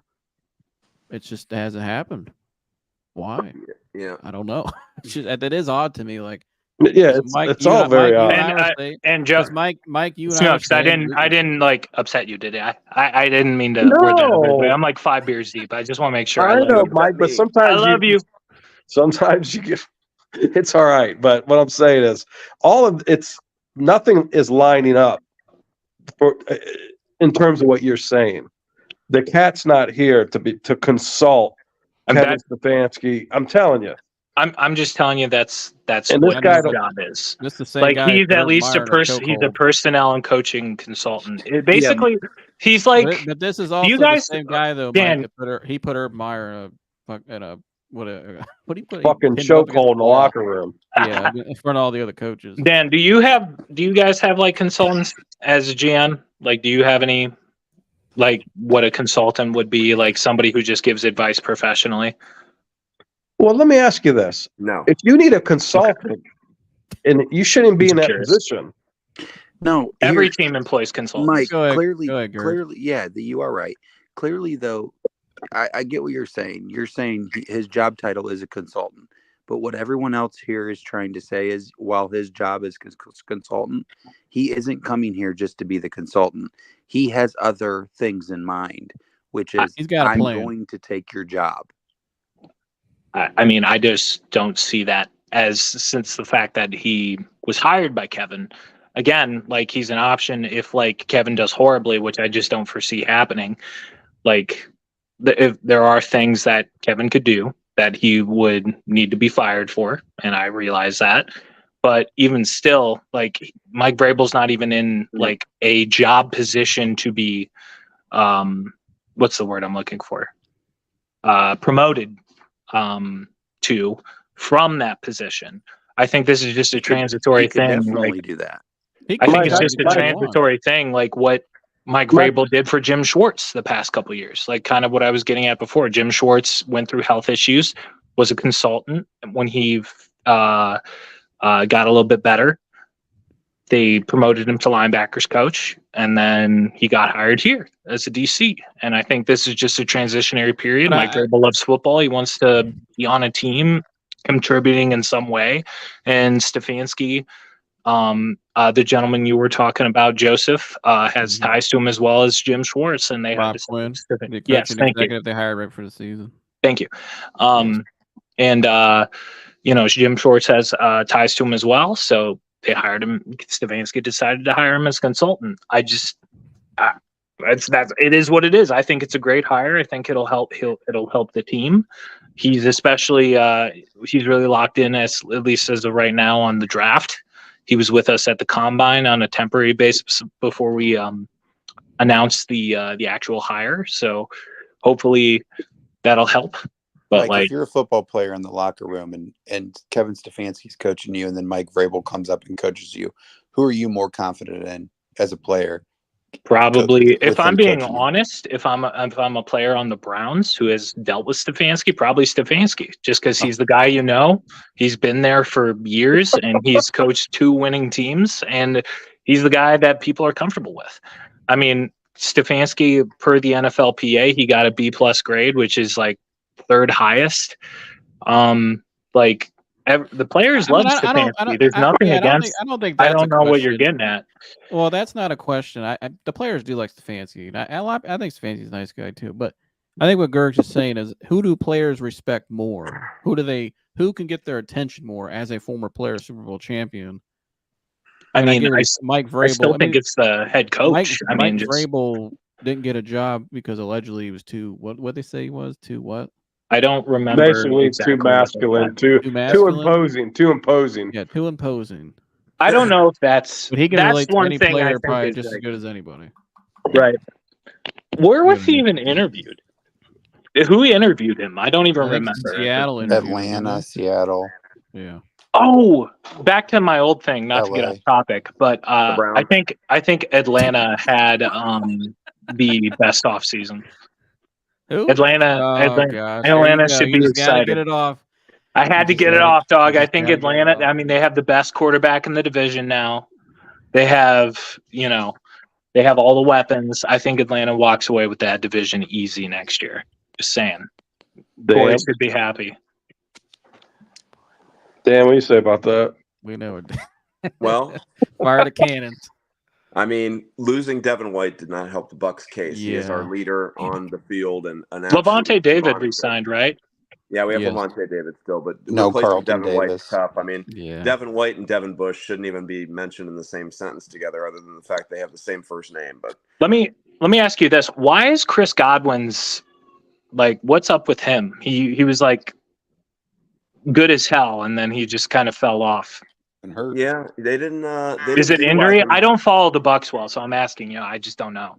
They didn't utilize him the same way last year as they probably should have. There's probably more there with that. But I will say on offense, I'm not necessarily worried about our offense. I'm worried about our defense now. But and we'll see how Baker reacts to getting $100 million. I mean, you don't know what you're going to get there. He might go back to one celebrity Baker, no chip on his shoulder, nothing to prove, and he's going to start throwing the ball away again, or he could, continue to build on what he's already created there, and especially with getting Mike Evans back, that's a huge help. But you don't know what you got there, but you don't know what you got in Atlanta either. I mean, Atlanta, I don't know that Kirk Cousins and Rondell Moore are going to be the saviors of that entire franchise. I mean, I love Drake London. I like the Darnell Mooney. I mean, Kyle Pitts. I don't know why you love Darnell Mooney. He stinks. And I'm not sure why you like Drake London. He really hasn't done great. Drake London's talented as hell. And then so is Kyle Pitts. Exactly. Kyle Pitts has been underutilized. I think it's more so like a coaching issue because before they fired what's his nuts, Kirk Cousins is the Kevin Stefanski of quarterbacks. I wouldn't say that. All the stats look good. He might take down some awards here and there or whatever, and he's going to get paid, but he doesn't. I mean, is it really his fault? I mean, when he was at least on, I'll admit, I didn't watch Kirk when he was with the Redskins at the time enough to see how those teams played out. But at least his tenure with the Vikings, he's never had a good defense, which he also doesn't have a good defense in Atlanta. But at least with Atlanta's defense was good. It was okay. It was average. I think it was rated 14 last year. But I get that. That's a made-up number. Huh? They got some dudes over there, though. No. It was really rated 14. You pulled that 14 out like a Keno card. Dog. No, I hit on Keno. Man, I haven't played Keno in so long. 14.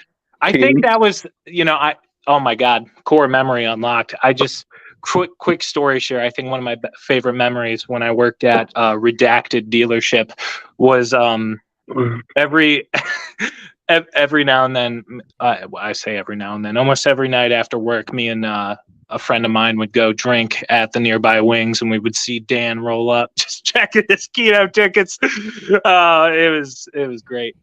Oh man, the old rerun. Oh, good old reruns. But fuck, where was 11th? 11th. All right, thank you. I was close. I thought it was 14. So they were okay, but with Atlanta, the Vikings had never given him a good defense. So I don't know. I think Atlanta has a chance to at least be a wild card spot, which is more than they've gotten in a while. I mean, isn't it weird that Atlanta? The Browns have gotten. That's what the Browns have gotten in a while. That's it. Wild card. I mean, we were a wild card last in year. 36 years, Mike. Hopefully, it's this year, brother. You can't undersell the wild card when that's all we've gotten for the past since you've been alive. Really, you've never. I mean, no, they haven't. They haven't gotten a wild card even in like the last time they game got. We've seen in our Mike, you and I's lifetime is the Chiefs game where we fell short. Yeah, because of the refs. Chad Henne run 15 yards at the middle. But anyway. Well, that didn't even matter. The biggest issue is what was that asshole's name? Is it Sorensen? Dirty Dan, they called him. The Dan is it Dan Sorensen? Is that the safety's name? Am I getting that right? No, we gave that safety that had an obvious helmet to helmet on Higgins, but yeah. All that matters. We went 3 and out with the ball in him. But anyways. Yeah, Dan, what was your reaction to the Justin Fields to Pittsburgh? Getting tipsy. Move? You know, when I first saw it happen, I was surprised that they automatically just came out and said, "Hey, Russ, you're the starter. Fields, you're the backup." And then I asked Daylor about it today when we were eating dinner, and I said, "Daylor, what's their plan for this?" And he goes, "Oh, we're just gonna run both of them. I mean, we're gonna use Fields and Wildcat and every other set, and we're gonna pass with Russ." And I said, "Okay, that's cool." I mean. But I would imagine if you're the Steelers and you have Russell Wilson on a 1-year just rental deal, the first quarterback that gets hurt for a big franchise that goes looking for a QB, you're going to try to scalp them and trade them Russell Wilson, right, for a bunch of picks and put Justin Fields in. I mean, I think it would be the other way around. I mean, let's just say Josh Allen goes down in Buffalo, and Buffalo's a built team that's ready to go to the playoffs again, and they need a QB to go in there and try to make a playoff run. I mean, you're just going to scalp that team and trade them Russell for the year, right, and let them deal with the contract and what happens next to try to go win and scalp them for picks. I mean, if we're talking contractually, at least. It would make more sense for them to trade Fields because you're only paying Russell. Because you're only paying Russell a 1-year, $1.2 million. Money though, the future. They don't want Russell Wilson necessarily as the future of that franchise. I don't know if they want Justin Fields per se. Yeah, they do. My only thing because if they pick up the 5th year, that's a $25 million 5th year. That's a lot, especially if you sit him all year. That's cheap. So what if they're winning games and he's playing well? If Russell's winning games, he's playing well. It's gonna be hard to trade him. I was about to say if he's winning games and he plays well, like Russell Wilson's agent has already said that. Then you'll have teams calling for Fields. Yeah, right. Well, that's probably true. But I've been saying for a year that I've seen Justin Fields in the Steelers helmet. That I just knew it was going to happen. There for a while. Yeah, we all kind of, I think, at least mentioned on the show that it'd be a possible fit. But at the end of the day, if Russell's playing at least decently well and they're, at least 500. I didn't think he's going to end up in Atlanta. I'm not going to lie. I thought Atlanta Guys, I think Justin Fields is best. A team that really hasn't been talked about that I think he would actually fit kind of well with. Because they've been doing this QB shuffle. They tried this guy and that guy. I think the Saints actually would be. That's what I told you on the phone because of Chris Olave is there. I was thinking about it, and I was thinking more and more, and I was like, honestly, the Saints are in this weird kind of spot. I think he would be a really, really, really good addition for the Saints because they already down there. He would be a good addition for almost any team in the NFL. I can't believe the Steelers got for a 6th rounder. That's just a fact. I mean, as of right now, hold on, Mike. Go ahead, Gurgs. Oh, sorry, Gurgs. I think we're buying a little bit too much into reports, and I know Mike buys into reports way more than any of us. But I mean, yeah, it's reported that Russell Wilson is going to start the year. Why is it reported? Well, because Justin Fields is the future of the Steelers, but you're not going to tell him that. Why are you not going to tell him that? Because you want to get him for less money. You want to sign him for 3-4 year deal at $15-20 million a year and get a better deal. If you tell him, "Oh yeah, we brought you here to start," then it's about the money too. It's a business as well. Clubs lie. Clubs lie to reporters. Why do they lie to reporters? To get the lie out in public. Why do they want the lie out in public? Because they want the players to hear it. Why do they want the players to hear it? Because they want the players to believe it. It's a game, dude. Mm-hmm. It's football. Football is the game that we love to watch, but to the owners and to the front office, it's another side of that game. And it's all mental. It's all about leaking stuff that they want people to hear. It's all about controlling the narrative. It's all about controlling the narrative. And how can you control the The narrative the paychecks. best? By telling reporters things that are lies. Well, That's yeah, how because it is. people understand how the media works too. A lot of these reporters, they're just reporting information that they're fed from the teams. Yeah. It's prepping, right, Dan? That's how it That's the works. prep. They're not. It's prepping. Payroll Now, there are taxes are running high this month, boys. Yeah. Now there are some good insiders who It's get prepping. actual inside information, like good real The old journalists. prep. But, Yeah, That's just is what it is. it's all about So, that number.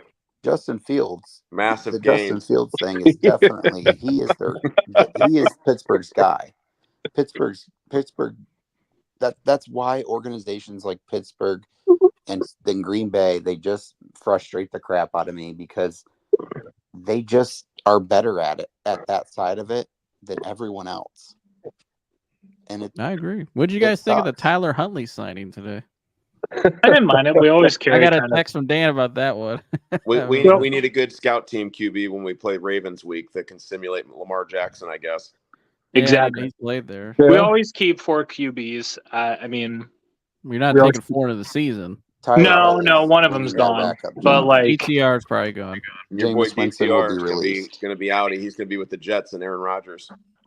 Probably. that actually isn't a terrible fit. He likes him and Aaron Aaron Rodgers' buddies. boy. Yeah. Is he? Yeah. They're tight. They're for both. Oh, I sides didn't out know there. that. Interesting.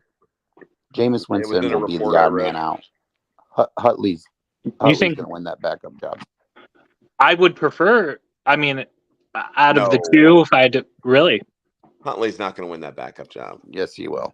No. Jameis got that. Dude, Jameis, they're paying him $8 million. Jameis Winston's going to get the backup job. Plus, Jameis Winston has now built his foundation of his whole career on the fact that he is this great locker room guy. Oh that is yeah, good everybody. good He for is the all party, dude. teammates.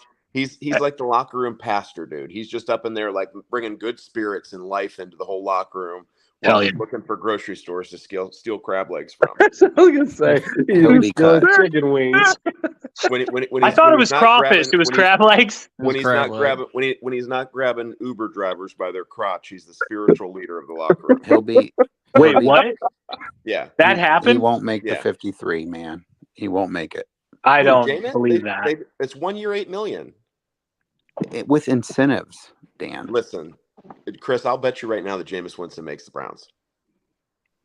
Before week 1. Yes, he'll be on the active roster for sure. All right, deal. All right, $100. I'll 50. payroll deduct your ass for it. Take it out of your spiffs, brother. You have to get a crab leg tattooed on your butthole. Yeah. I'm so. Side note, I'm really upset that didn't happen. Wait, by the way, did that dude get a tattoo of the M yet? Next weekend. Yep. Oh, wow. Can we get a Wow. photo evidence of this so we can finally put it out there for people to Yes. see? All right. Sir, fine. Hold on. And I never thought I'd have a bet on the show of Jameis Winston making the Browns or not. That's the bet. Well, yeah, no doubt. I And didn't I think never, it'd I be- never thought I'd be on the good side of that bet. I never thought I'd be in the favor of it happening. Yeah, I don't know.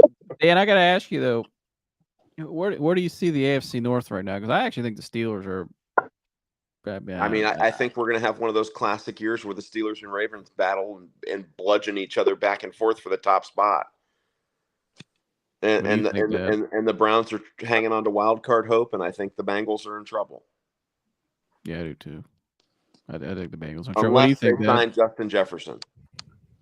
Which I don't see happening. But If the Bengals can get their hands on Justin Jefferson, then that changes everything. Yeah, that's never going to happen. But I agree. That would change a lot for them. But it's never going to happen. Dad, how do you see the North? 3-way, Ravens. Nice. Well, you know what? Ravens lost a lot. Yeah, I think that Mike McDonald. I think it's going to come down to Browns Steelers. I mean, Browns on paper should win the division. My gosh, they I should agree. win the division. I agree. But it's like it's hard. But it's hard to believe in it. You know what I mean? Derrick Henry on the Ravens with Lamar is tough. Is it though? Yes. They lost some key guys. I don't see it. Did. I mean, with as long as they have guys. Lamar, I know they're going to be competitive. But like, I just don't see it. I mean, the fact that the Bengals are what I think the Bengals are going to be. Yeah, it's got to come down to the Browns and Steelers. But I'm still not even really impressed with the Steelers. So like, it should be the Browns. Like it really should be, barring health. We're reflecting on the Browns last year, but imagine if they didn't have all those injuries. Where would they have ended up? I mean, I think we would have won the division. I really do. Right. That's what I mean. I would have hoped, but here.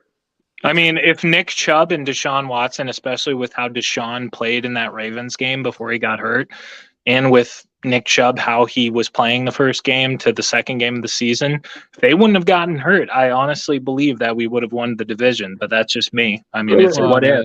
In the O-line, if the O-line could have stayed intact, you know what I mean? That too. You know, we lost Dewan and Jack and Jed. You know. Well, Jed was no loss.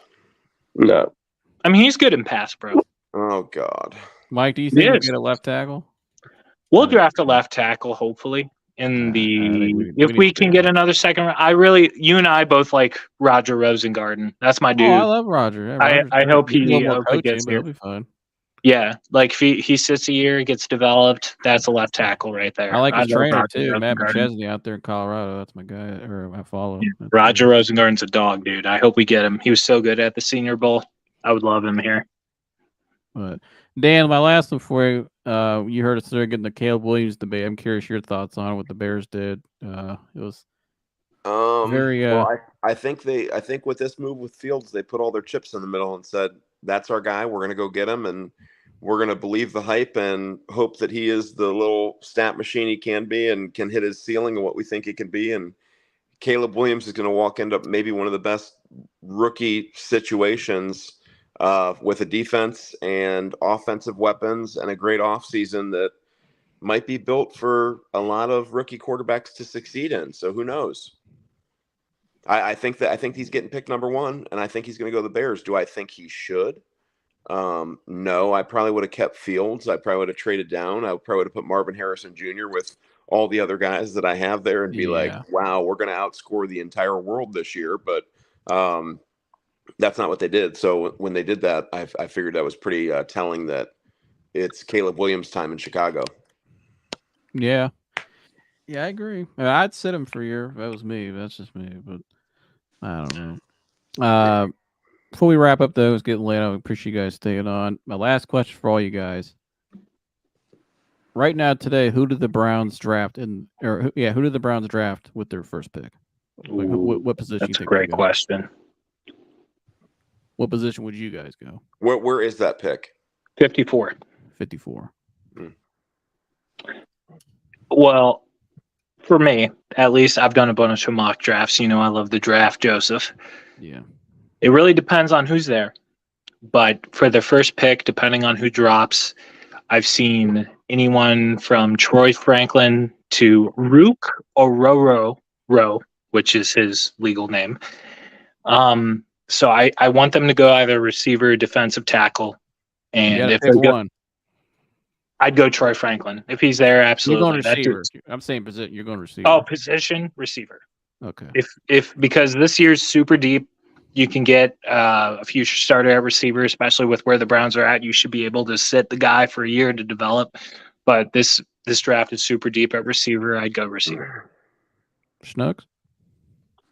Receiver for sure. I mean, they're hurting there. So, but out here, even at 54th pick, are you going to get the guy you need? You're crossing your fingers. They need a. They need a try stud. to trade up. Would you try to trade up?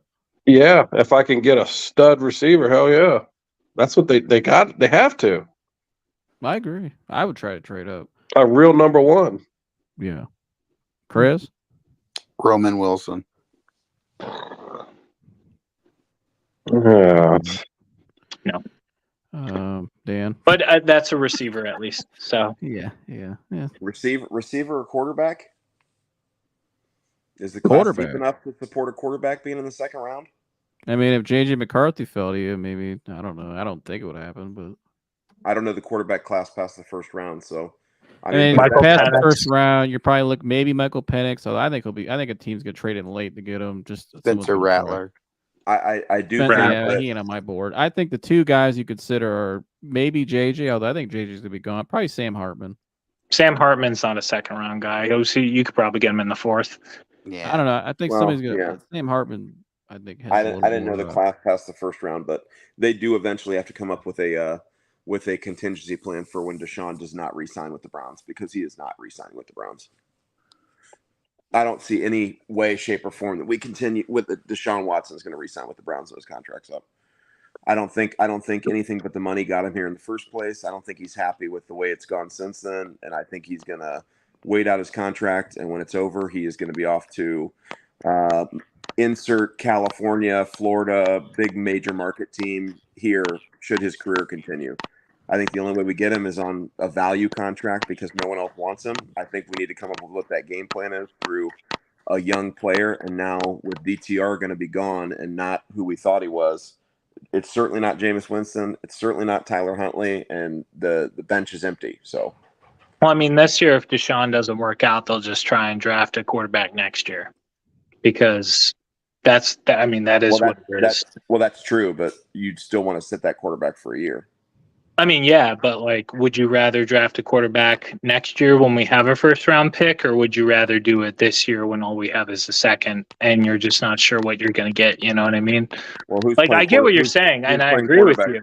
I agree with you. Like, if Deshaun doesn't work out, we definitely should have contingency plan. But like, I'm not even saying if he doesn't work out. I'm assuming that he is not signing a contract with us after his contract's up.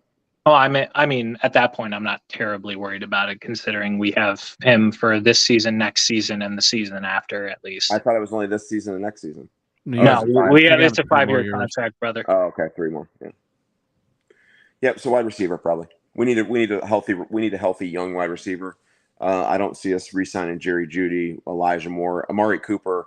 I think is a season of injuries from being retired. I think he is getting a little long in the tooth to be doing what he's doing, despite a couple great games he had last year. It's just, I think we might see that Julio Jones demise fall off this year in his game. Oh, I pray not. But yeah, no, I agree with that. We need a receiver.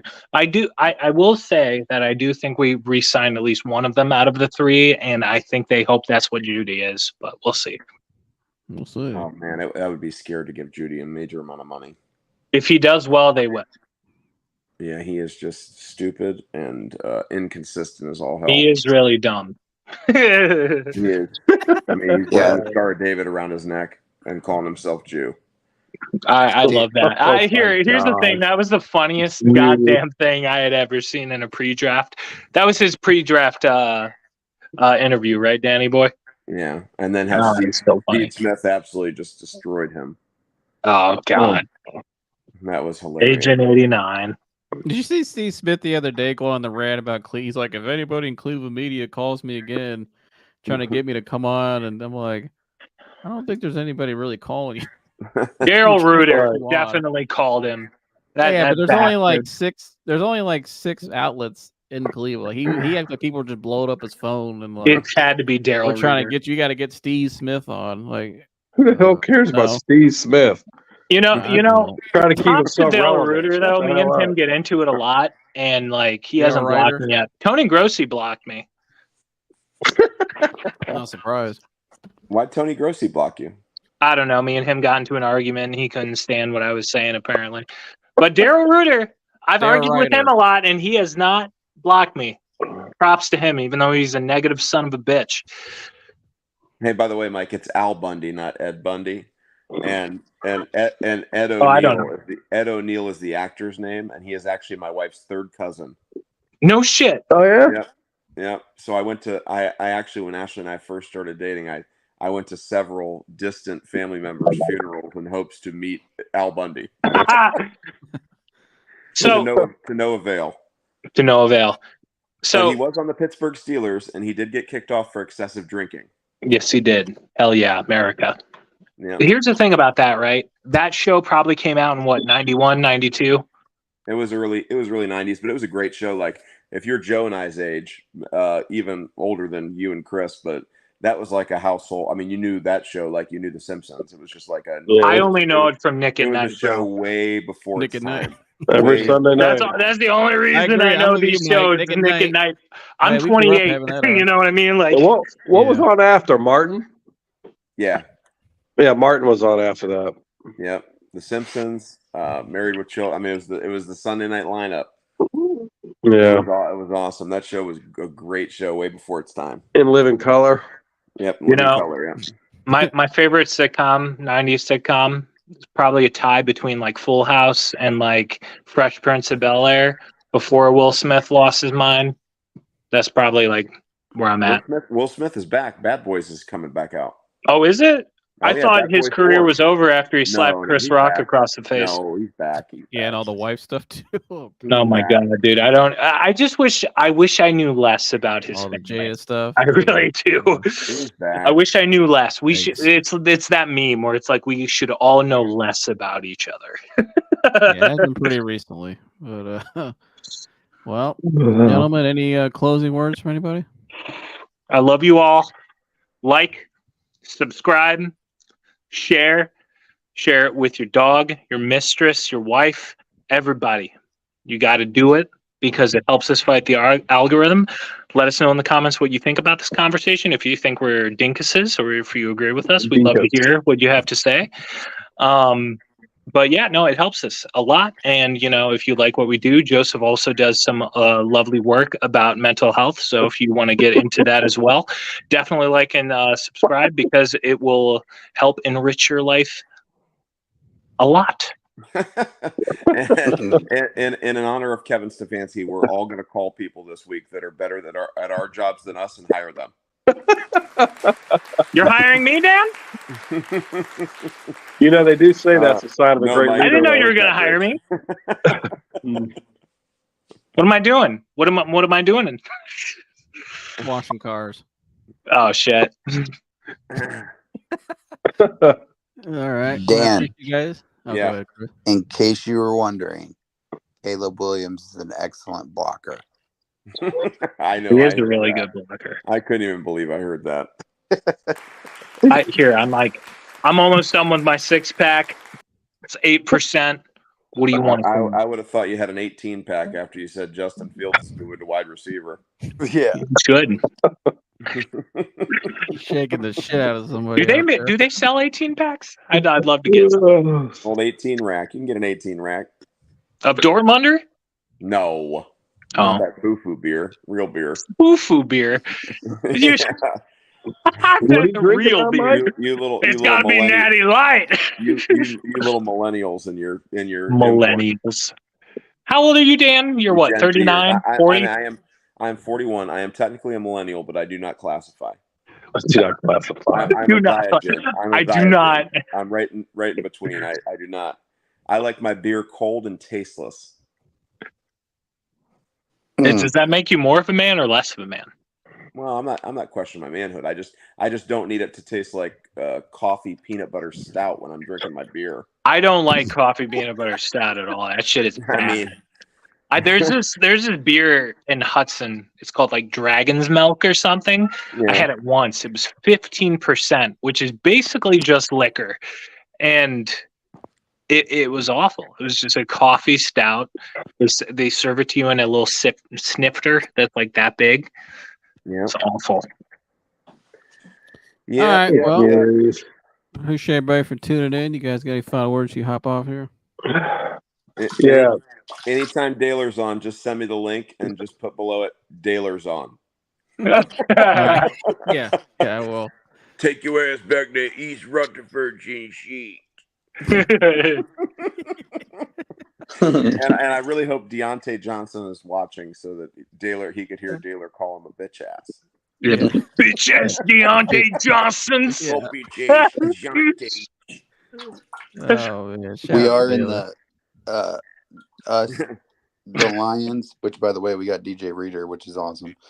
The Lions Oh, and yeah, the you did. Browns, and I think two other teams were linked to Michael Thomas, in case we were wondering. Oh, Nice. kicking the tires on I old wouldn't Mike mind that Thomas. on a 1 year vet man. Everyone's going to be on a 1 year vet, man. Yeah, straight up. Including Stefanski. He's on the 1 year vet, man. Yeah. I mean, Michael Thomas definitely on that 1 year vet man, bro. Slant boy. Hey, and Joseph, how dare you not put my comment up about Daylor doing? We owe $50 to Daylor for his car connection contract. Oh my god! Where is that? Car connection contract. Where my 50s and shit? We got Sergeant Savings in here. We got Sergeant Savings up in this piece. Dan, have you ever seen the video? Oh, right here. I see it now. Yeah. He said we owe Daylor $50 for this appearance, so it doesn't violate his contract on the car connection. Yeah, so Is that real? next time you got to put that video up of him when he does that Pacifica walk around. Oh my You ever god! seen that one? Look at that! Yeah, I love Oh, that we shit, can dog. just end out with that if you want. We could just go out on that. Oh, Play, my we can just- God. we can just go out the video. No, we No? got to get Brian. We got to get my boy Khan up on. Yeah. Oh, the Irish con pirate man, dog. Khan. He was on that. Did you watch that Western film he was in? Because I did. Stop it. I did. I watched it. He shared it, and I was like, you Get know a what? ring. Fuck it. I got it free an hour and a half or so. I watched his film. He got a check for 13 cents in the mail when you did that. It was actually, you know what? It You're was. kidding. It was certainly a film. You're kidding. You're kidding. Hey, should we have him on here as like the hillbilly Steelers fan, like a character? He's coming on next week as Bruce Stefanski, Kevin's dad. Beautiful. who will still be rooting for Vrabel to take his job and send Oh, it back, Jesus send fucking it back Christ. to the middle school Hey ranks. Dan, when are we gonna get? When are we gonna do tequila shots so I can outdrink you again? Oh wow, really? Yeah. Oh, boy. I must be. What was that thing? The Mandela effect? Is that another one of your Mandela You're effect just things? no, you're just old, bro. You're like Okay. 40. How am I? I'm gonna win. Okay. I'm gonna You win. got 32 this morning on the P-Town? Yep. Yeah. Nice little 32 piece. Yep. Doing good. I am old though. I am old, but I can still drink. Don't worry about that. I can beat you though. Here, Well, I we'll see if about I can that. keep up with Wooten and Campbell, I can keep up with anybody. Wood's gonna be Mike. coming back on. Mike, you know who would beat you? Who would beat me? My wife. You know what? Me and She well, would beat you. I don't know. We went out that one time, and I she got was like, joy "My in that God, one." I can't believe like how much he drank, and he's just not affecting." I'll never forget when we were at Redacted dealership. There was a certain gentleman who was like, "Oh, I could definitely outdrink you," and you were like, "No, you can't." You just looked at him. You were like, "No, you can't." Mike would win.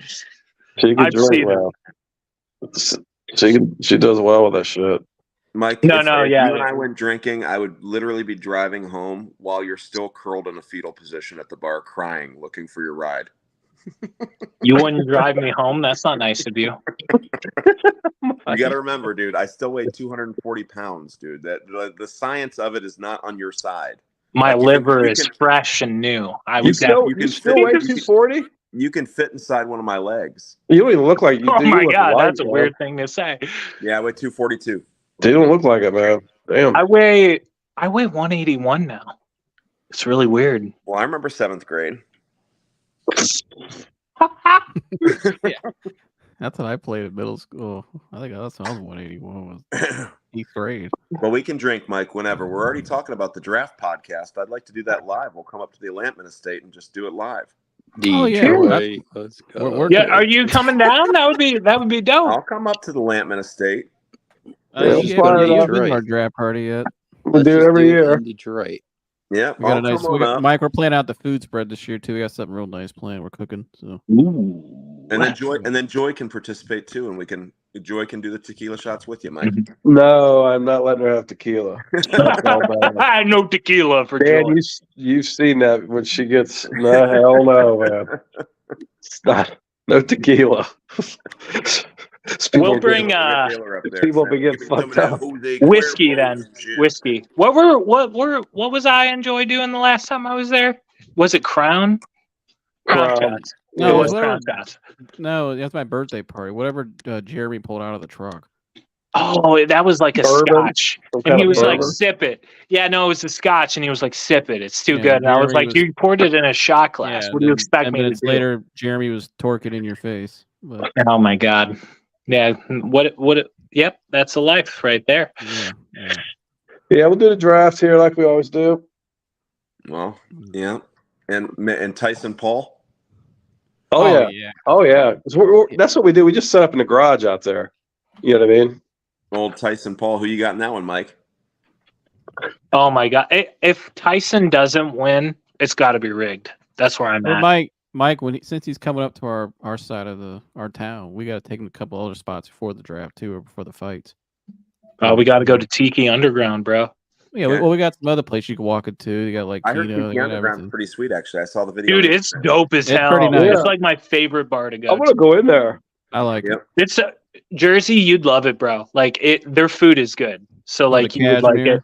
And the Cashmere's nice, but like everybody's been to the Cashmere. I feel like, you know. He might not. Shout out to my boy Mitch who owns it. I like Cashmere. Yeah. Yeah, I like. Tomorrow go to MacArthur's right behind my house. MacArthur's, yeah, I'll go up to Caucasian Falls. Pharmacy Falls to you. Yeah, we call it the pharmacy. I'll roll up to the CF. I even got a driver. My boy Chris don't drink, so I'll roll right with Chris. God bless your heart, Chris. He can I drop almost me said off God the bless big you. shop across the street from his house, and I'll get an Uber from there. Dude, yeah, that's a ticket to do a live podcast, the whole draft. Hell yeah. I'll be 15 rolling rocks deep. I'll make Corey's ass come. He's not. He better. He's not In the evading. last 3 years. I know, but when Corey everyone's likes, here, you know Corey. Well, he lives 5 minutes away. There Corey could be likes co-ed to softball tournament, though. weasel things out of it. There could be He co-ed ain't missing softball. Oh yeah, he is playing softball. Just threaten to fire him again. Go ahead. Co-ed classic. Corey's actually a good athlete. That doesn't surprise me. I played him 1-on-1, but every time we would check the ball, he would roll me the ball. Oh, Like, he passed me the like ball. that professor. Yeah, he would roll me the ball. Though, man. Y'all remember when I poured mint tea on myself playing basketball against a 50-year-old man? Boy, that sounds crunchy. Yeah, Corey's got some wheels. I think Dan's phone's dying. Uh, All right. Well, Chris, you there? Yep. Chris has been here. He's always here. I'm just taking Chris- it all in. I got you. That caught me The off Lions, guard. right, Chris? How about the Lions? Oh man, I can't wait, baby.